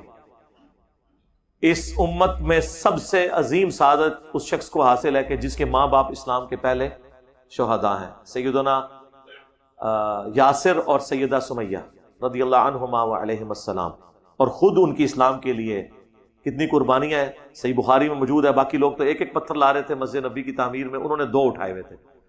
حضور علیہ السلام کو اتنا پیار آیا کہ اپنے مبارک ہاتھوں سے سر اور داڑھی کے بال صاف کر کے کہا، وائے عمار، تجھے ایک باغی جماعت قتل کرے گی، تو انہیں اللہ اور جنت کی طرف بلائے گا، وہ جماعت دوزخ کی طرف بلائے گی۔ صحیح بخاری 2812 اور صحیح بخاری میں 447 نمبر، یہ 2 جگہ پہ حدیث ہے۔ تو حضرت عمار نے کہا، اللہ میں ان فتنوں سے تیری پناہ میں۔ حضرت عمار کے لیے یزید حضرت معاویہ کا بیٹا تھا، جی بالکل، اور یزید کا بیٹا جو ہے وہ معاویہ تھا، یعنی یزید نے اپنے بیٹے کا نام معاویہ رکھا تھا، اور وہ اتنا نیک تھا کہ اسے شیعہ بھی رحمت اللہ علیہ کہتے ہیں، کیونکہ وہ اپنے باپ کی مسند سے الگ ہو گیا تھا اور 22 سال کی عمر میں فوت ہو گیا۔ مطلب وہ بھی مومن تھا تو اس کے خلاف جنگ کیوں ہوئی؟ مومن کا تو اللہ کو پتہ ہے، جی مسلم تو تھا، کلمہ گو تھا، ایمان کا فیصلہ اللہ نے کرنا۔ اگر فرض ادا کر دی جائے تو نماز ہو جاتی ہے، تو پھر رفع دین کی ضرورت کیوں ہے؟ اس لیے کہ نبی علیہ السلام کی سنت کو آپ چھوڑ نہیں سکتے، طریقے کو۔ ایک سنت وہ ہے جو نمازوں کے ساتھ سنتیں ہیں، اسی طریقے سے سوموار کا روزہ رکھنا سنت، جمعرات کا روزہ رکھنا سنت۔ یہ سنت طریقے کے معنوں میں نہیں آتی، یہ سنت نبی علیہ السلام کے عمل کے معنوں میں آتی ہے۔ اب فرض نماز ہے، فرض نماز کا ایک ڈھانچہ ہے نا۔ اب اگر میں یہ کہوں کہ فجر کی نماز پڑھنا سنت ہے، تو آپ کہیں گے نہیں، فجر کی نماز پڑھنا فرض ہے۔ تو میں پھر اگر آپ سے یہ پوچھوں کہ کیا حضور نماز نہیں پڑھتے تھے فجر کی، تو آپ کہیں گے ہاں پڑھتے، تو پھر سنت بھی تو ہوئی نا، ہوئی نا۔ یہاں سنت ہوگی طریقے کے معنوں میں، سمجھ آ گئی؟ انٹینسٹی کی جب بات کریں گے نا، تو پھر فجر کے 2 فرض سنت نہیں ہیں، وہ فرض ہے، اور طریقے کی بات کریں گے تو سنت ہے۔ اب فرض جو ہے وہ آپ نے کس طریقے سے ادا کرنا ہے، کہ ہاتھ سر پہ باندھنے یا کمر پہ باندھنے؟ فرض کو سنت طریقے پہ ادا کرنا ہوگا نا۔ وضو کرنا فرض ہے، اگر آپ وضو ایسا کریں کہ جو قرآن اور حدیث میں نہیں آیا، اور آپ اس کو وضو کا نام دے دیں، تو میں آپ کو کیا کہوں گا کہ یہ وضو جو ہے سنت کے مطابق نہیں ہے۔ آپ کہیں وضو تو فرض ہے نا، سنت کا بیچ میں کیا کام ہے؟ بھئی سنت طریقے کے معنوں میں۔ اس طرح رفع الیدین کرنا فرض نماز میں نماز پڑھنے کا سنت طریقہ ہے۔ وہ مولانا ساق صاحب بڑی پیاری بات کرتے تھے کہ بیسک سٹرکچر نماز کی سیم ہے۔ دنیا کا ہر فرقہ نماز میں قیام کرتا ہے، قیام میں سورہ فاتحہ اور سورت ملاتا ہے، رکوع میں جاتا ہے، اس کے بعد رکوع سے سیدھا کھڑا ہوتا ہے، پھر 2 سجدے کرتے ہیں، سب 2 سجدوں کے درمیان بیٹھتے ہیں، 2 رکعتوں کے بعد بیٹھتے ہیں، 4 رکعتوں کے بعد سلام پھیرتے ہیں۔ بیسک سٹرکچر ہر ایک کی سیم ہے، لیکن بیچ میں پھر فرق رفع الیدین کا، حنفی شروع والا کرتے ہیں، اور اہل حدیث جو ہے رکوع میں جاتے وقت، رکوع سے اٹھتے وقت اور تیسری رکعت میں اٹھنے کے بعد کرتے ہیں۔ اہل تشیع ہر تکبیر پہ کرتے ہیں، سجدوں میں بھی کرتے ہیں۔ تو انہوں نے کہا کہ رفع الیدین جو ہے نا یہ حسن ہے، اور اس کی مثال یوں ہے کہ ایک بندہ بیٹھا ہوا ہے جس کی ایک ٹانگ ٹوٹی ہوئی ہے، دوسرے کی بازو ٹوٹی ہوئی ہے، تیسرے کی آنکھیں نکلی ہوئی ہیں، لیکن آپ اس کو کہتے ہیں انسان ہی ہے، اور ایک وہ ہے جس کے پورے اعضاء سلامت ہے۔ تو یہ جو نماز رفع الیدین کے ساتھ ہے، یہ مکمل اعضاء کی سلامتی کے ساتھ ہے۔ باقی جڑی ہے ٹٹی پجی لنگڑی، بس آپ سمجھ جائیں۔ اسی لیے احمد بن حنبل کا فتویٰ ہے، مسائل احمد میں موجود ہے، جب ان سے پوچھا گیا کیا رفع الیدین کے بغیر نماز ہو جاتی ہے، تو ان کو کہنا چاہیے تھا ہاں یا نہ، تو انہوں نے درمیانی جواب دیا، کیونکہ حکومت تو حنفیوں کی تھی۔ انہوں نے کہا کہ میں کچھ نہیں کہہ سکتا اس معاملے میں، البتہ جو رفع الیدین چھوڑتا ہے اس کی نماز سنت کے مطابق نہیں ہے۔ لیکن احمد بن حنبل تو کہہ سکتے تھے نا، کیونکہ اس زمانے میں ملوکیت تھی۔ ہم تو اس زمانے میں کہتے ہیں کہ جو شخص جان بوجھ کے رفع الیدین چھوڑتا ہے وہ رسول اللہ کا دشمن ہے، اس حوالے سے کہ اس شخص نے لوگوں کی شرم کی وجہ سے سنت طریقے کو چھوڑا ہوا ہے۔ اگر تجھے رفع الیدین سے چڑ ہے تو پہلا بھی چھوڑ، پھر میں تجھے اجازت دے دوں۔ پہلا تو اس لیے کرے کہ معاشرہ جو ہے اس کو پسند کرتا ہے، انفی ہونا ٹھیک ہے، کہتے ہو رفع الیدین سے کوئی فرق نہیں پڑتا، پہلا بھی چھوڑ دو، ڈائریکٹ اللہ اکبر کر کے ناک کے نیچے ہاتھ باندھ دو۔ اور جب کوئی پوچھے اس کو یار تم نے خود ہی کہا تھا رفع الیدین سنت ہے، تو میں پہلا بھی چھوڑ دیتا۔ لیکن اگر آپ پہلا کرو گے باقی چھوڑو گے تو ہم آپ سے پوچھیں گے نا۔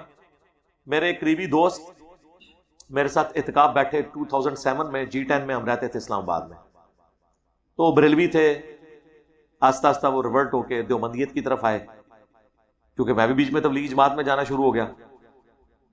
پھر مجھے جب سمجھ آئی کہ یہ تو وہی ہے، صرف اندر سے سیم ہی ہے دونوں، باہر کے انہوں نے بورڈ لازا لگائے میں، تو میں نے سنت کے مطابق جب نماز شروع کی تو وہ جو میرے دوست تھے ان کو ایک دیوبندی عالم نے ایک کتاب دے دی نماز کے طریقے پہ اور کہا کہ جی تمہارے جو علی بھائیاں نے گمراہ ہو گیا، نماز کا طریقہ یہ ہے. وہ میرے پاس لے کے آیا، میں نے کوئی غصہ نہیں کہا، میں نے وہ کتاب پڑھی. آپ حیران ہوں گے کہ یہ ان بیچاروں کو تمیز بھی نہیں ہے اپنی بات بھی پہنچانے کی. اس نے وہ کتاب کے شروع میں لکھا ہوا کہ حنفی ہاتھ کانوں تک کیوں اٹھاتے ہیں. وہ کہتے ہیں صحیح مسلم میں حدیث ہے کہ مالک بن حویرث کہتے ہیں کہ نبی علیہ السلام جب نماز شروع کرتے تو دونوں ہاتھوں کو کانوں تک اٹھاتے. وہ میں نے بتایا نا کہ کندھوں والے الفاظ بھی ہیں بخاری میں، مسلم میں کانوں والے بھی ہیں. جب یوں آپ اٹھائیں نا تو یہ انگلیاں کانوں کی سیدھ میں آتی ہیں، تھیلیاں کندھوں کی سیدھ میں، تو یہ خود بخود کان اور کندھے شامل ہو جاتے ہیں. اور اتنی حدیث لکھی بھی. میں نے اس سے کہا کہ یہ دیکھو یہ صحیح مسلم کی حدیث ہے. اب میں تمہیں مسلم شریف کھول کے بتاتا ہوں حنفیوں کی. میں نے مسلم شریف کھولی تو حدیث یوں تھی کہ مالک بن حویرث کہتے ہیں کہ نبی علیہ السلام جب نماز شروع کرتے دونوں ہاتھ کانوں تک اٹھاتے، پھر جب رکوع میں جانے لگتے تو کانوں تک اٹھاتے، جب رکوع سے سر اٹھاتے تو کانوں تک اٹھاتے. تو مجھے تو اب کرنے کی ضرورت ہی کوئی نہیں سی رہے گی. میں کہا دیکھ نے ادھی حدیث لکھی ہے. اب ایک عام بندہ جس کی روٹی روزی دین سے نہ جڑی ہو، اس کو مولوی اس طرح کی ادھوری آدھی حدیث لکھ کے دے تو اس کے کانوں سے دھواں نکلتا ہے. وہ پھر مولوی پہ خود کش حملہ آور ہوتا ہے. یہ ذہن میں رکھیں جی. پھر اس کو بات سمجھ آ جائے پھر وہ حضرت عمر ہوتا ہے کہ 40ویں نمبر پہ مسلمان ہو کے ترقی کر کے دوسرے نمبر پہ پہنچ جاتا ہے. انہوں نے کہا جی چھڑ دو انجینئر صاحب. وہ کتاب چک کے مسلم لائے گا، کہتا مولوی 2 نمبری. صرف اس نے کہا ہم نے آدھی حدیث اس لیے لی ہے چونکہ ہم کانوں تک شروع میں مانتے ہیں، اس لیے ہم نے اپنے حصے کی حدیث ڈالی ہے، آگے آپ چونکہ مانتے نہیں اس لیے آدھی حدیث لکھی ہے. اب یہ جواب دے کے تو مجھے تو کوئی اور حدیث دینے کی ضرورت نہیں ہے. وہ کتاب واپس لے کے آیا، اس نے میرے فائدہ شروع کر دیا سنن کے مطابق نماز. میرے اپنے محلے کے کئی لوگ ہیں، ان کو وہ محلے کے مفتی ایک بڑے قریبی دوست تھے. میں نے رفع الجان شروع کرنے کے بعد بھی 6 مہینے تک، جب تک مجھے بریلویوں نے اس مسجد سے نکالا نہیں ہے، میں نے اسی مسجد میں نماز پڑھی ہے. نکالنے سے مراد مجھے تنگ کرتے تھے وہ، کیونکہ میں چاہ رہا تھا میں کل نہ مرا، 4 بندے لے کے مرا. میرے جتنے بچپن کے دوست تھے سب سے میں اسی طریقے سے. اب میں بے وقوفی کرتا کہ میں جس طرح اکثر اہل حدیث کرتے ہیں، جیسے ہی وہ رفع الجان شروع کیا تو فوراً اہل حدیث کی مسجد میں بھاگ گئے کہ ٹھیک ہے میں تو اب جنت میں جاؤں گا، یہ جہاں مرضی جائیں. اسی لیے میں کہتا ہوں جدھر ہے وہاں رہے. ایک ایک کر کے میں نے سب دوستوں سے، انہوں نے کہا یار یہ کوئی نئی مخلوق نہیں بنا، نجدی نہیں ہوا، اس کو کچھ نہیں ہوا. ٹھیک ہے. پھر میں نے ان کو گھر بلایا، میں نے کہا یار تم لوگ تو مجھے تو جانتے ہو نا، بھابی تو گستاخی رسول ہے، میں تو نہیں ہونا. کوئی میری گستاخی دیکھی ہے؟ نہیں. میں نے کہا یار یہ دیکھ لو، یہ بریلویوں کی بخاری مسلم ہے، میں آپ کو بتاتا ہوں نماز کا طریقہ یہ ہے. اگر آپ اس کا جواب اپنے علماء سے لے آؤ تو میں تو دیکھو تمہارے پیچھے نمازیں ان کے پیچھے پڑھ رہا ہوں، میں تمہیں مسلمان سمجھتا ہوں، کوئی مسئلہ نہیں ہے. لیکن مجھے حق پتہ چلا، میں تمہیں بتانا چاہتا ہوں. ان میں دعوت اسلامی والے بھی تھے. وہ ایک مفتی صاحب کے پاس گئے، انہوں نے کہا جی وہ گھوڑوں کے دموں والی حدیث ہے صحیح مسلم میں. میں نے اسے صحیح مسلم دی، میں نے کہا، انہوں نے تو کہنا ہے، میں اے پھڑ اے لکھی ہے وچ جا کے انہوں نے دکھا. وہ مفتی 25 سال سے وہاں پہ پڑھا رہا تھا. اس نے جب حدیث پڑھی نا، اور اس کے اوپر امام نبوی کا باب تھا کہ سلام پھیرتے وقت جو ہے وہ ہاتھوں کو اٹھانا اور نماز میں سکون کرنے کے معاملے میں. وہ تو سلام پھیرتے وقت صحابہ کرام ایک دوسرے سے ہاتھ بھی ملا لیتے تھے. حدیث جابر بن سمورہ والی، انہوں نے جب پوری پڑھی اس میں اینڈ میں لکھا کہ نبی علیہ السلام نے ہمیں کہا کہ اپنے ہاتھ زانوں پہ ہی رکھو. کوئی گھوڑوں کے دموں والی حدیث ہمیں بتائے نا، ہم بڑے خوش ہوتے ہیں، ہمیں پتا ہوتا ہے اب یہ رفع الدین شروع کر دے گا. کیونکہ جب وہ پڑھے گا نا کہ یہ تو سلام پھیرتے وقت رفع الیدین تھا، وہ تو چانڈ سے بھی رفع الیدین ہی ہوتا ہے، ہاتھ اٹھانا. اور وہ اس کو پڑھ کے وہ والے رفع الیدین پہ لگا رہے تھے. جب انہوں نے پڑھا، مفتی نے پڑھا نا، وہ بھی حیران ہو گیا، کہتا اچھا ہے بھی یہ لکھا ہے. وہ ہے نا اتنے ہی رہ گیا. علماء یہودی طرح اوس اور خزرج کو ہدایت مل گئی، اس منڈے نے رفع الیدین شروع کرتا. ٹھیک ہے. اس لیے علیحدہ نہیں ہونا جب تک کہ آپ کا اکرام مسلم نہ کرے، آپ نے علیحدہ نہیں ہونا. اور اب اگر اکرام مسلم بھی کوئی کرے نا، کوئی مسئلہ نہیں ہے. ہمارے کئی لوگ ہیں جن کو تحریک لبیک والوں نے تنگ کیا ہے، یہاں فون کیا جی علی بھائی یہ کرتے ہیں. ہم نے کہا کوئی مسئلہ نہیں ہے، ایک اپلیکیشن لکھ دیں کہ ایک نان اسٹیٹ ایکٹر تنظیم، ایک کلعدم تنظیم کا نمائندہ مجھے کرتا ہے. وہ تو پولیس والے تو تیار بیٹھے ہیں ان سے پیسے کھانے کے لیے. کوئی جو بندی بریلوی اہل حدیث شیعہ آپ کو مسجد میں نماز پڑھنے سے منع کرے، ایک اپلیکیشن لکھ کے دیں. آپ صرف اس کو یہ کہہ بھی دیں کہ میں اپلیکیشن لکھنے لگوں، آندہ وہ آپ کو تنگ بھی نہیں کرے گا. وہ زمانے گئے، یہ اب زمانہ ہے رد الفساد اور ضرب عزب کا. الحمدللہ یہ ہماری قوم اور خصوصاً پاک فوج کی قربانیوں کی وجہ سے بڑے حالات نارملائز ہو گئے ہیں، ورنہ یہ مولوی دہشت گرد تھے. ہمارے محلے میں ایک بھائی ہیں، انہوں نے رفع الیدین کے ساتھ نماز شروع کی. آج تک کبھی میرے نہ درس میں آئے ہیں وہ، نہ کسی پروگرام میں آئے ہیں، صرف ویڈیوز. اور وہ کٹر جدی پشتی دیوبندی تھے، اور چونکہ وہ اسٹرانگ تھے ان کو وہ کچھ کہہ بھی نہیں سکتے، تو وہ مولوی تقریر کر رہا ہے، اب نام تو نہیں لے سکتا، ڈرتے ہیں نا، چندے ان سے کھاتے ہیں نا، کہ کچھ لوگ آئے نہیں، آئے کر رہے ہیں، یہ کر رہے ہیں، اور اس نے کہا کہ مولانا صاحب میں آپ کی بڑی عزت کرتا ہوں۔ اچھا وہ بھی کیا کرتا تھا، مولوی صاحب تقریر کر رہے ہوتے تھے، جا کے پہلی صاحب میں، اب سارے لوگ دیکھ رہے ہیں کہ ملک صاحب بھی تو شروع تو ایسا، تو اب رفع ذہن سے نماز پڑھنا ایک بہت بڑی تبلیغ ہو گئی نا ان کے لیے، پوری عوام کے لیے، تو لوگ کہتے ہیں نا مولوی یا کچھ نہیں کچھ کہنا، انہوں نے تقریر کر چھڑی، کیڑے کرتے ہیں اپنی مسجد جا کے نماز پڑھو، انہوں نے اسلام پھر کے ان کا صاحب یہ ساری اپنی مسجد ہے، اپنی مسجد کیڑی ہوتی ہے، یا تو اتنے لکھ کے لاؤ نا تسی کہ اتنے صرف تھوڑے فرقے کا بندہ، یہ کون لکھ کے لگا سکتا؟ یہ تو لکھ کے لگاتے ہیں یہاں کا امام جو ہے وہ اس مسلک سے ہوگا، مقتدی کا کہیں نہیں لکھا ہوتا۔ ہاں پھر اس نے کہا کہ دیکھیں مولانا صاحب میں آپ کی بڑی عزت کرتا ہوں، میں نے آپ سے قرآن پڑھا ہے، آپ میرے استاد ہیں، میں آپ کا اتنا احترام کرتا ہوں کہ میں آپ کے ساتھ کچھ مس بہیو نہیں کروں گا، آئندہ آپ نے حرکت کی تو میں چپ کر کے تھانے میں اپلیکیشن دوں گا، تھانے والے جانے، اور آپ، میں نہیں چاہتا کہ میں آپ کے ساتھ کچھ کروں کیونکہ میں آپ کی عزت بہت کرتا ہوں، تو تھانے والے پکڑیں گے۔ پھر وہ جب عمرے کے لیے جانے لگے تو وہ مولانا صاحب کو ملنے آئے، کہنے لگا حضرت آپ جا رہے ہیں نا تو مہربانی کریں، وہاں تو آپ مکے مدینے سے اسلام پھیلا نا، وہاں سے آپ فتویٰ لے کے ہیں کہ یہ رفع دین کے ساتھ نماز کا طریقہ ختم ہو چکا ہے، میں چھاڑ دیا گا۔ تو بڑی حکمت سے معاملات کو ٹیکل کیا جا سکتا ہے۔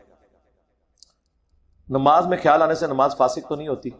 نہیں ہوتی جی، اسی لیے نماز کی جو کنسنٹریشن ہے وہ نماز کے فرائض میں شامل کسی نے نہیں کی۔ نماز کے جتنے فرائض لکھے جاتے ہیں نا تو وہ ظاہری اعمال ہی ہیں، کہ اللہ اکبر کہہ کے نماز شروع کرنا، قیام کرنا، قیام میں فاتحہ اور قرآن کا حصہ ملانا، رکوع کرنا، رکوع کے بعد قومہ کر کے پھر 2 سجدے کرنا، تشہد کرنا اینڈ پہ، آپ کو کہیں نہیں آئے گا کنسنٹریشن، کیونکہ کنسنٹریشن خاص حد تک ہو سکتی ہے۔ صحیح بخاری میں تعلیقاً موجود ہے، حضرت عمر کہتے ہیں بعض اوقات میں اپنے جنگ کی پلاننگ بھی نماز میں کر رہا ہوتا ہوں۔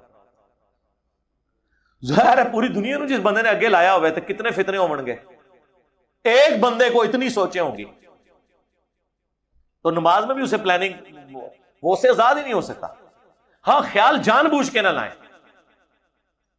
اس کے لیے نماز کا ترجمہ یاد ہو آپ کو، اور نماز کی تجویز صحیح کر کے کنسنٹریشن سے نماز پڑھی جا سکتی ہے۔ محفل منانا جائز ہے؟ محفل سے مراد میرا ہے وہ محفل نعت کہہ رہے ہوں گے، ہاں شرکیہ نعتیں نہ ہو تو ضرور کریں، بخاری مسلم میں حدیث ہے، نبی علیہ السلام حسان ابن ثابت سے نعت سنتے تھے اور آپ دعا کرتے تھے اے اللہ روح قدس کے ذریعے حسان کی مدد فرما۔ میں ایک طالب علم ہوں، دوستوں کے حلقے میں سیرت کے درس کا سلسلہ شروع کرنا چاہتا ہوں، سیرت پہ کوئی مسند کتاب؟ جی قرآن پاک ہے، صحیح مسلم میں حدیث ہے، اما عائشہ سے کسی نے پوچھا کہ نبی علیہ السلام کے اخلاق یعنی سیرت کیسی تھی، تو آپ نے فرمایا تم قرآن نہیں پڑھتے؟ قرآن ہی نبی علیہ السلام کی سیرت ہے، اخلاق ہے، یعنی قرآن کو جو مطلوب انسان ہے وہ اللہ کے محبوب صلی اللہ علیہ وآلہ وسلم ہے۔ اس کے بعد اگر آپ نے پریکٹیکلی سیرت عمر سیریز میں انہوں نے فلما دی ہے، اور سیرت النبی پہ عبداللہ بن محمد بن عبد الوہاب صاحب کی کتاب ہے سیرت الرسول۔ اب اس کو آپ نے وہ وہابی چکر میں نہیں ڈال دینا، وہ ان کی اپنی کتاب نہیں ہے۔ سیرت کی پہلی کتاب امام المغازی نے اس امت میں لکھی، محمد بن اسحاق بن یسار جو انس بن مالک کے شاگرد تھے، 150 ہجری میں فوت ہوئے، امام المغازی انہیں کہا جاتا ہے، انہوں نے لکھی سیرت ابن اسحاق۔ 100 سال کے بعد امام ابن ہشام نے سیرت ابن ہشام اسی کی تلخیص کی، 232 ہجری میں وہ فوت ہوئے۔ امت میں دنیا میں آپ کو جہاں کے بھی سیرت کے والے ملیں گے تو 2 نام ملیں گے، سیرت ابن اسحاق اور سیرت ابن ہشام، یہ دونوں اردو میں آ چکی ہیں۔ اس کی بھی تلخیص ایک جلد میں لے کے آگے محمد بن عبد الوہاب صاحب کے بیٹے عبداللہ بن محمد بن عبد الوہاب، وہ ہم نے اپنی ویب سائٹ میں رکھی ہے، فری آپ PDF ڈاؤن لوڈ کریں، آلموسٹ 800 صفحوں کی کتاب ہے، اور اگر آپ کو نو پروفٹ نو لاس پہ چاہیے تو ہماری اکیڈمی سے آپ کو اینڈ پہ مل جائے گی، وہ آپ لے سکتے ہیں، تو وہ بہترین کتاب ہے۔ اتحاد امت کا کوئی فارمولہ بتا دیں، ایک ہی فارمولہ جی، وَاعْتَصِمُوا بِحَبْلِ اللَّهِ جَمِيعًا وَلَا تَفَرَّقُوا، تم سب کے سب مل کر اللہ کی رسی یعنی قرآن کو مضبوطی سے پکڑ لو اور تفرقے میں مت پڑو۔ مراد یہ کہ جو قرآن کو پکڑے گا وہ اتحاد امت میں آ جائے گا، جو قرآن کو چھوڑ دے گا وہ تفریق میں آ جائے گا۔ اور صحیح مسلم میں غدیر خم کی حدیث میں قرآن اور اہل بیت کا ذکر ہے، اور اس میں کہا گیا قرآن اللہ کی رسی ہے، اس میں ہدایت ہے، اس میں نور ہے، تم اللہ کی کتاب کو پکڑو، اپنا تعلق اس سے مضبوط کرو، جو اسے پکڑے گا وہ ہدایت پہ ہوگا، جو چھوڑ دے گا وہ گمراہ ہو جائے گا۔ دیکھیں قرآن واحد وہ کتاب ہے اس روئے ارض پہ کہ جو مسلمانوں کے تمام مکاتب فکر کے علماء جس کو مانتے ہیں۔ لوگ کہتے ہیں جی آپ نے بخاری مسلم رکھی ہوئی ہے، شیعہ کی کتاب کیوں نہیں رکھی ہوئی؟ سر یہ سب سے اوپر وہی رکھی ہوئی ہے جو شیعہ اور سنی کے درمیان کامن ہے، قرآن۔ پہلے قرآن کا ٹیسٹ تو پاس کریں، پھر بعد میں آپ آئیں گے کسی اور معاملے میں۔ اور ایک اتحاد امت تو ہم نے کروا دیا. آپ دیکھیں ہمارے خلاف سب نے اتحاد امت کر لیا. تو اتحاد امت تو کروایا. آج تک کسی نے سوچا تھا کہ بریلوی اہل حدیث اتنے قریب ایک دوسرے کے آ جائیں گے؟ نہیں. دیوبندی اہل حدیث ایک دوسرے کے، بریلوی جو ہے وہ المحند کے اوپر دیوبندیوں کو ہار پہنا رہے ہیں. ان کو یہ پتہ ہی نہیں کہ المحند المفند ان کے ابا جی کو کہا ہوا ہے. ہند کی تلوار ایک سٹھائے ہوئے بابے کے سر کے اوپر، اور اہل حدیث کو پتہ نہیں کہ اس میں وہ شرکی عقائد لکھے جو آپ کے نزدیک شرکی عقائد ہیں جن کو آپ ہار پہنا لیں. تو ٹھیک ہے اتحاد امت تو ہم نے کروا دیا. دیکھیں آپ لوگوں نے اپنی زندگی میں اتحاد امت دیکھ لی. آپ اہل بیت کی محبت کا دعویٰ کرتے ہیں اور غدیر کو علی حدیث بیان کرتے ہیں. میں آپ کے درمیان دو چیزیں چھوڑ آگے چلیں جی. امام باقر اور امام جعفر نے اتنی زیادہ حدیثیں نقل کی ہیں، وہ بھی صحیح سند کے ساتھ. دیکھیں میں نے پہلے بھی کئی بار بتایا کہ بخاری، مسلم اور باقی اہل سنت کی مین کتابوں میں جتنی احادیث ہیں 90% احادیث اہل سنت اہل تشیع کے ہاں کامن ہے، اخلاقیات کے اوپر، معاملات کے اوپر. اگر میں وہ بخاری سے کوٹ کر دیتا ہوں تو وہ کافی ہو گیا. رہ گیا جہاں پہ اختلافی موضوعات ہیں وہاں پہ میں نے اصول الکافی سے اور نہج البلاغہ جو سب سے مشہور کتاب اہل تشیع کے ہاں مانی جاتی ہے، میں نے اس کے ریفرنسز دیے ہیں. باقی اس سٹیپ تک اترنے کے لیے تھوڑا اور مزید ٹائم ریکوائرڈ ہے. ادروائز پھر آپ کو پتا ہے کہ چونکہ دنیا میں 85% تو اہل سنت ہے نا، تو ان کو ایڈریس کرنا اس حوالے سے ضروری ہے. باقی اہل تشیع کے بھی حوالے قرآن میں آ جاتے ہیں نا. اگر ایک بندہ جس کی کمائی حرام ہو کسی کبیرہ گناہ سے توبہ کر لے تو کیا توبہ قبول ہو جائے گی؟ کمائی والا حرام مال سے توبہ کا طریقہ میرا اس کے اوپر کلپ موجود ہے. میرے بھائی جس کا مال ہڑپ کیا ہے وہ اس کو واپس کرنا ہوگا. اگر واپس نہیں کر سکتے تو اندازہ کر کے اتنا مال اس کی طرف سے صدقہ کرنا ہوگا. اگر وہ بندہ نامعلوم ہے، جس طرح ایک بندہ پوری زندگی رشوت کھاتا رہا، اب اسے نہیں پتا کس کس سے کھائی ہے، تو وہ تو ڈھونڈ نہیں سکتا کتنی کھائی ہے. اتنی اللہ کی راہ میں صدقہ کرے اور یہ نیت کرے کہ اس کا ثواب اس بندے کو پہنچ جائے، تاکہ قیامت والے دن جب اس کے نامہ اعمال میں ثواب ہو تو اس کے اوپر راضی ہو. سورہ نور کی آیت نمبر 3 کا مفہوم سمجھا دیں کہ روایت نے کہ ایک شخص نے زنا کیا ہے تو وہ توبہ کے بغیر کسی نیک خاتون سے نکاح کر سکتا ہے. توبہ کے بغیر وہ کرے گا؟ توبہ کر کے کرے نا میرے بھائی. کیا درود شریف کے بغیر نماز ہو جاتی ہے؟ دیکھیں جی یہ فقہی مسئلہ ہے. امام حنیفہ کے نزدیک تو ہو جاتی ہے لیکن وہ اس کو پسند نہیں کرتے. امام شافعی کے نزدیک نہیں ہوتی ہے. ہم تو میرے بھائی درود شریف پڑھتے ہیں. درود شریف کو نہ چھوڑیں. اگر جلدی ہو تو صرف اتنا پڑھ لیں، اللہم صلی علی محمد وعلی آل محمد، جو سنن نسائی میں موجود ہے. کیا نبی صلی اللہ علیہ وسلم کے نام کے ساتھ صلی اللہ علیہ وسلم کہنا فرض ہے؟ ہاں، ایک مجلس میں جب آپ متعدد دفعہ ذکر کر رہے ہیں تو ایک مجلس میں ایک دفعہ درود شریف پڑھنا صلی اللہ علیہ وآلہ وسلم یا اللہم صلی علی محمد وعلی آل محمد کافی ہے، اور ہر دفعہ ذکر کریں تو افضل ہے. اگر نماز میں درود شریف پڑھنے کے بعد بالکل آخری نماز میں وضو ٹوٹ جائے تو اگر درود شریف پڑھنے میں آپ کو یہ محسوس ہوا کہ وضو ٹوٹنے لگا تو درود شریف کا چھوٹا سا ٹکڑا پڑھ کے آپ سلام پھیر دیں. وضو ٹوٹ گیا تو نماز نہیں ہوگی. حنفیوں کے نزدیک ہو جاتی ہے لیکن قرآن و سنت میں کے نزدیک نہیں ہوتی. اچھا یہ کہہ رہے ہیں کہ جی یہ جو پورن ویڈیوز ہیں ان سے بچنے کا طریقہ کیا ہے؟ میرے بھائی یہ بچنے کا طریقہ تو پی ٹی اے کے پاس ہے، پاکستان ٹیلی کمیونیکیشن اتھارٹی یا پی ٹی آئی جس کی حکومت ہے. کوشش تو وہ کرتے ہیں. ویسے یوٹیوب میں نے دیکھا ہے کہ اس حوالے سے اس کی پالیسی اسٹرکٹ ہے. یوٹیوب پہ آپ کوئی بھی ویڈیو اس طرح کی چڑھائیں وہ آٹومیٹکلی، اس لیے آپ دیکھتے ہیں کہ جتنے سیاستدانوں کی ویڈیوز آ رہی ہوتی ہیں وہ بلر ہو کے یہ چل رہی ہوتی ہیں زیادہ تر واٹس ایپ کے ذریعے. یوٹیوب نہیں ویڈیو اپلوڈ کرنے دیتا. باقی گورنمنٹ کا کام ہے کہ وہ کرے، ہم تو صرف ہائی لائٹ کر سکتے ہیں. یہ پرائم منسٹر صاحب کا کام ہے. علی بھائی ہم آپ کے اسٹوڈنٹ ہیں اور ایک لمبے عرصے سے آپ کے لیکچر الحمدللہ بہت ہم نے محسوس کیا کہ آپ کے رویے میں کافی حد تک سختی آ گئی ہے. برائے کرم اپنے لہجے میں تھوڑی سی نرمی کریں. بھائی مجھے تو زیادہ لوگ کہہ رہے ہیں آپ بہت نرم ہو گئے، تھوڑے سخت ہوں واپس. میری سختی میرے بھائی وہی ہے جو میں نے بتایا. نبی علیہ السلام صحیح مسلم 2005 جب آپ ممبر پہ چڑھتے آپ کی آنکھیں سرخ ہو جاتی، آواز بلند ہو جاتی، غصے میں اضافہ ہو جاتا جیسے کوئی جرنیل ڈرا رہا ہو. آپ میرے بھائی اگر مجھے عام حالت میں دیکھیں گے جب میں اپنے دوستوں میں بیٹھا ہوا ہوتا ہوں یا اپنے بیوی بچوں میں، تو ظاہر میں ہاؤ تو نہیں کر رہا ہوتا. وہ تو تقریب وہ تو شاید افریدی بھی جو ہے وہ وہ امپائر کے سامنے کرتا ہے نا، وہ گھر تو نہیں کرتا. یہ تو ظاہر ہے میں ایک مسند کے اوپر بیٹھا ہوں. باقی غیر پارلیمانی الفاظ میں آخری درجے تک کوشش کرتا ہوں کہ نہ استعمال کروں. کبھی ہو بھی جائے میں اس کے اوپر معذرت بھی کر لیتا ہوں، ٹھیک ہے. اور باقی لیکن دوسروں کی آپ زبان دیکھ لیں. وہ ابھی کچھ دنوں میں میری ایک ویڈیو اپلوڈ ہوگی. کراچی کے ایک مولانا نے کہا تھا کہ یہ فرعون ہے، بڑا متکبر ہے، تو میں نے اس کی 5 ویڈیو سے بتایا کہ اور ویڈیوز لگائی ہیں ساتھ اس کلپ کے اندر، وہ آپ دیکھ بھی چکے ہیں، جس میں اس نے کہا کہ میں محنت پہ بات کرنے کے لیے تیرا باپ آ گیا. ٹھیک ہے نا جی. تو اس قسم کے الفاظ تو یہ لوگ استعمال ہو گئے. المحند علی المفند، مفند ایک سٹھایا ہوا بابا. یہ دیوبندیوں کے بزرگ نے احمد بریلوی کو کہا ہے نا، میں نے تو نہیں کہا. شیطانی لشکر انہوں نے کہا ہے نا، یہ تو احمد بریلوی نے کہا نا دیوبندیوں کے بزرگ جو ہیں یہ مرتد اور واجب القتل ہیں، میں نے تو نہیں کہا.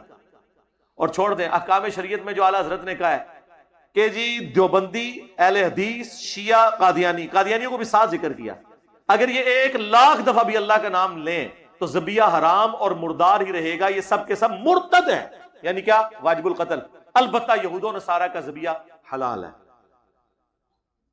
میں نے کبھی کہا ہے میں تو ان کے پیچھے نمازیں پڑھتا ہوں.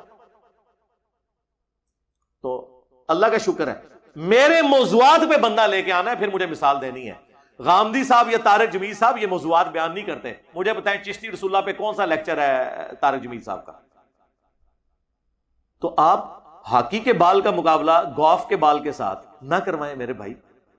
جو ہمارے والا کوئی کام کر رہا ہے نا، اس طرح کا ایک بندہ لے کے آئیں جو اس طرح کا کام کرتا ہو، اور آپ کہیں گے یہ دیکھیں یہ اس طریقے سے بھی کام ہو سکتا ہے. اس طرح کام کون کرتا ہے؟ آپ دیکھ لیں وہ دیوبندی عالم جو بند سے پڑھا ہوا، وہ اس بچے نے صرف یہ کہہ دیا کہ میں انجینئر صاحب اور غامدی صاحب کو سنتا ہوں اور وہ قرآن حدیث کے مطابق کرتے ہیں، میں اپنے آپ کو مسلمان کہتا ہوں. اس نے یہ بھی نہیں کہا کہ میں دیوبندیوں کو کافر سمجھتا ہوں، اس نے کہا کہ میرے استاد ہیں، میں ان کی عزت کرتا ہوں. 30-40 علماء اس کے گھر وفد لے کے پہنچ گئے ہیں، اس کے ابو کو ساتھ بٹھا کے اسے توبہ ریکارڈ کروائی ہے.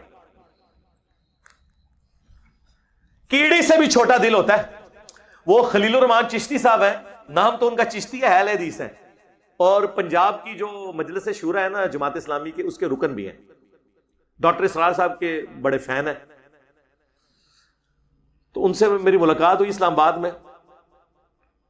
ان کی وہ اکیڈمی بھی تھی، الفوظ اکیڈمی ہے نا، وہ جو H11 میں، H11 نہیں سوری E11 میں، وہ بنائی اس بچارے نے. دیوبندی مولویوں نے پہلے گھسے، اب چھین لی، ان کو باہر نکال دیا، خود قبضہ کر لیا. اور بیچارہ شریف آدمی ہو، کہتا ہے یار ٹھیک ہے دین کا کام کرنا ہے. سب کو اجازت دی، کسی نے ویڈیو ریکارڈنگ کرنی، پروگرام کرنا ہے، اس بندے نے ملینز آف روپیز اپنی جیب سے لگائے. تو وہ مجھے کہتے ہیں بیٹا مولوی کا دل جو ہے نا کیڑی سے بھی چھوٹا ہوتا ہے. عام بندے میں پھر بھی حوصلہ ہے، مولوی میں کیڑی جتنا حوصلہ بھی نہیں ہوتا. دیکھ لینا آپ، ہم نے کبھی کسی کو کہا ہے کہ جناب ان سے نفرت کرو؟ یقین کرو ہمارے اسٹوڈنٹ آتے ہیں نا، کوئی دوسرا عالم بھی ہو، اس کو جا کے مل کے اس کا تصویر کھنچواتے ہیں. آپ کیا سمجھ سکتے ہیں کہ ان کے اسٹوڈنٹ آ کے میرے ساتھ تصویر کھنچوائیں گے؟ نہیں. کیوں؟ انہوں نے وہ حوصلہ ہی نہیں دیا. ہمیں دیکھیں برکت ظاہر ہوئی ہے کہ اگر وہ ہمارا اسٹوڈنٹ اس ایئرپورٹ پہ مفتی صاحب کے ساتھ تصویر نہ لیتا تو ہم کیسے 22 گھنٹے والا جھوٹ مفتی صاحب کا پکڑتے؟ اب ویسے اس کی تعویل کسی نے کی ہے کہ 22 گھنٹے میں وہ اس جہاز میں آئے تھے، وہ جو دعوت اسلامی والوں نے میلاد والا جہاز بنایا نا جو زمین پہ چلتا ہے، ہاں جو موٹر بائک کے اوپر جہاز بنایا ہوا ہے نا، وہ 22 گھنٹے جی آئے گا اتو. ٹھیک ہے. ہاں تو دیکھیں نا فائدہ ہوتا ہے نا. آپ مہمان نواز بھی ہیں، اکیڈمی بھی چلاتے ہیں، تو یہ خرچہ کہاں سے آتا ہے؟ خرچہ میرے بھائی یہ آپ دیکھ رہے ہیں میرے نیچے ایک مسلح ہے، میں ایسے اٹھاتا ہوں یار کو لگے لتھے ہیں اسی یار تمہیں چاہ نہیں پلا سکتے. میں تمہیں اتنے کوئی بہت بڑے لیول کا کوئی یعنی کوئی بوفے پہ دینا وا، ایک دودھ پتی کا کپ ہے، ایک سموسا ہے، یار اتنا تو دے ہی لینے نا، اتنے تو نہیں لگے لتھے. کیوں ٹینشن پہ ہی ہے تمہیں؟ یار دیکھیں لوگ چندہ مانگتے تھے تو لوگ ناراض ہوتے تھے، ہم نہیں مانگتے اس پہ ہم سے ناراض ہوتے ہیں. یار اب یہ کوئی ناراض ہونے والی بات ہے؟ ٹھیک ہے اللہ چلا رہا ہے جی. ٹھیک ہے اچھا یہ بھی ہو گیا. اوئے ہوئے برائے مہربانی سوالات کے تفصیلاً جوابات ریکارڈ کریں. تفصیلاً تو ہر ایک ہو چکا ہے. کیا میں ایسی مارکیٹ کے باہر سیکورٹی گارڈ کر سکتا ہوں جہاں پر الکوہل بھی فروخت ہوتی ہو؟ اگر صرف الکوہل کی مارکیٹ ہے پھر تو آپ نہیں کریں گے. اگر ملی جلی چیزیں ہیں پھر آپ کریں گے، پھر کوئی مسئلہ نہیں ہے. اس میں پھر بینیفٹ آف ڈاؤٹ آپ کو مل جاتا ہے. نبی علیہ السلام نے کافروں کے تحفے بھی قبول کیے ہیں. یہودیوں سے آپ نے لین دین کیا جو سود کے وہاں پہ بڑے ٹھیکیدار تھے. اور بخاری مسلم میں آتا ہے آپ کی زرع اناج کے عوض گروی رکھی تھی وفات کے وقت یہودیوں کے پاس. تو یہودی تو حرام کاروبار بھی کرتے تھے. ایون جو حرام کا کاروبار کرتا ہے آپ اس کے ساتھ کاروبار بھی کر سکتے ہیں. ٹھیک ہے. کیا میں ایسی سپر مارکیٹ میں کام کر سکتا ہوں جہاں پر الکوہل موجود ہے لیکن میرا کام الکوہل میں نہیں ہے؟ چلو یہ تو ہو گیا نا اس میں کور. میں انگلینڈ میں ٹرک ڈرائیور ہوں، امیزون کے ساتھ ڈلیوری کا کام کرتا ہوں جہاں پہ پارسل الکوہل بھی موجود ہوتے ہیں. اگر صرف الکوہل کر رہے ہیں پھر تو غلط ہے. اگر ملا جلا معاملہ ہے اس میں پھر بینیفٹ آف ڈاؤٹ مل سکتا ہے. ظاہر اعلیٰ درجہ تو یہ کہ نہ کریں، لیکن اب ظاہر پوری دنیا کا نظام اس کے اوپر چل رہا ہے. تو یہ جو مولوی آپ کو یہ تقوی کے اعزے کروا کے چھوٹی چھوٹی باتوں پہ یہ کروا رہے ہوتے ہیں نا، یقین کریں ان کا اپنا عمل ایسا ہے کہ آپ سوچ بھی نہیں سکتے. یہ آپ کو مریخ کی باتیں سناتے ہیں، اس زمین پہ یہ پاسبل نہیں ہے. اسی آئی ایم ایف نو قرضہ نہیں دینا نہیں تے آیا جی غوری، ہاں انج کرنا غوری آ گئے تے آئی ایم ایف کا قرضہ معاف ہو جائے گا. یہ پتہ نہیں کس خام خیال دنیا میں رہتے ہیں میرے بھائی. ہمارے پرائم منسٹر صاحب بھی کنٹینر پہ جب تقریریں کیا کرتے تھے تو یقین کریں ہمیں یہ لگتا تھا کہ مطلب ہمارا تو ایمان کے مقابلے میں کچھ نہیں ہے. کبھی ہمیں حضرت موسیٰ اور حضرت ہارون کا فرعون کے ساتھ معاملات کے وہ واقعہ سناتے تھے, کبھی ہمیں حضرت عمر کے واقعہ سناتے تھے. جب وہ خود حکومت میں آئے ہیں تو اب جب ہم ان کو ان کی ویڈیوز دکھاتے ہیں تو وہ ناراض ہو جاتے ہیں, کیونکہ اب اس ہارڈ سیٹ پہ بیٹھے ہیں. تو اب پتہ چل گیا کہ اس کی تو ریکوائرمنٹ ہی کچھ اور ہوتی ہے. یہ اتنا آسان کام نہیں ہوتا میرے بھائی. باقی اس دنیا میں رہنا ہے تو سود تو حرام ہو گیا تھا 2 ہجری کے اندر, سورہ بقرہ نازل ہوئی, سورہ آل عمران میں آیا. لیکن فتح مکہ کے موقع پر حضور کیا کہہ رہے ہیں, سب سے پہلے آج میں اپنے چچا کا سود معاف کرتا ہوں. فتح مکہ تو یہ 8 ہجری میں, صحیح بخاری میں ہے کہ آپ علیہ السلام 8 ہجری میں اپنے چچا کا سود معاف کر رہے ہیں. تو چچا پھر ادھر مطلب 2 تو 8 تک کھا رہا سی, ظاہر ایک سسٹم نہیں بنا ہوا تھا, ایک معاملات اس طریقے سے گڈ مڈ تھے. اب پوری دنیا کا نظام جو ہے وہ سود کے اوپر چل رہا ہے. ہم وہاں بچیں گے جہاں ڈائریکٹ انوالو ہے. یعنی امرود کاٹا اور اس میں نکلا ہے کیڑے, اس سے بچنا تو فرض ہے, لیکن راہ چلتے ہوئے جو ہم جراثیم انہیل کر رہے ہیں اس سے تو ہم نہیں بچ سکتے نا یار. میرے کپڑے جن مشینوں کے اوپر بنے ہیں وہ سود پہ آئی ہیں باہر سے, تو اب میں کپڑے تو نہیں اتار کے پتے تو نہیں پہن سکتا. ہاں جہاں میری ڈائریکٹ انوالومنٹ ہے وہاں میں بچوں گا. آپ کے جتنے سرکاری ملازم ہیں ان کی تنخواہیں, ہماری فوج کی تنخواہیں, یہ پوری کرنے کے لیے تو ہمیں IMF سے قرضے لینے پڑتے ہیں, وہ سارا سودی قرضہ ہے. سارے سرکاری ملازمین کی تنخواہیں سود سے آ رہی ہیں, کیونکہ وہ قرضہ سود سے اٹھایا ہوا ہے گورنمنٹ. 3-4 آلموسٹ 3 یا 4 ارب ڈالر کا تو ہمارا ٹریڈ ڈیفیسٹ وہ آ جاتا ہے نا. تو سرکاری ملازموں کی تنخواہیں سود, تو اب وہ جہاں سے جا کے خریداری کر رہے ہیں وہ سودی لوگوں کو ہی اپنی چیزیں دے رہے ہیں. تو پورا سسٹم ہے. اللہ کرے کہ یہ بہتر ہو. باقی یہ باتیں کرنے سے نہیں بہتر ہوگا, آہستہ آہستہ ہوگا. کیا میں انگلینڈ میں ٹیکسی ڈرائیور کی جاب کر سکتا ہوں جہاں مجھے سواری کو کلب یا الکوہل بار میں پک اینڈ ڈراپ کرنا پڑے؟ نہیں, یہاں اب آپ نہ کریں. اس کے علاوہ آپ کو کوئی راستہ ہے, یہ اب آپ ڈائریکٹلی انوالومنٹ ہوگی میرے بھائی, یہ آپ نہیں آپ کر سکتے.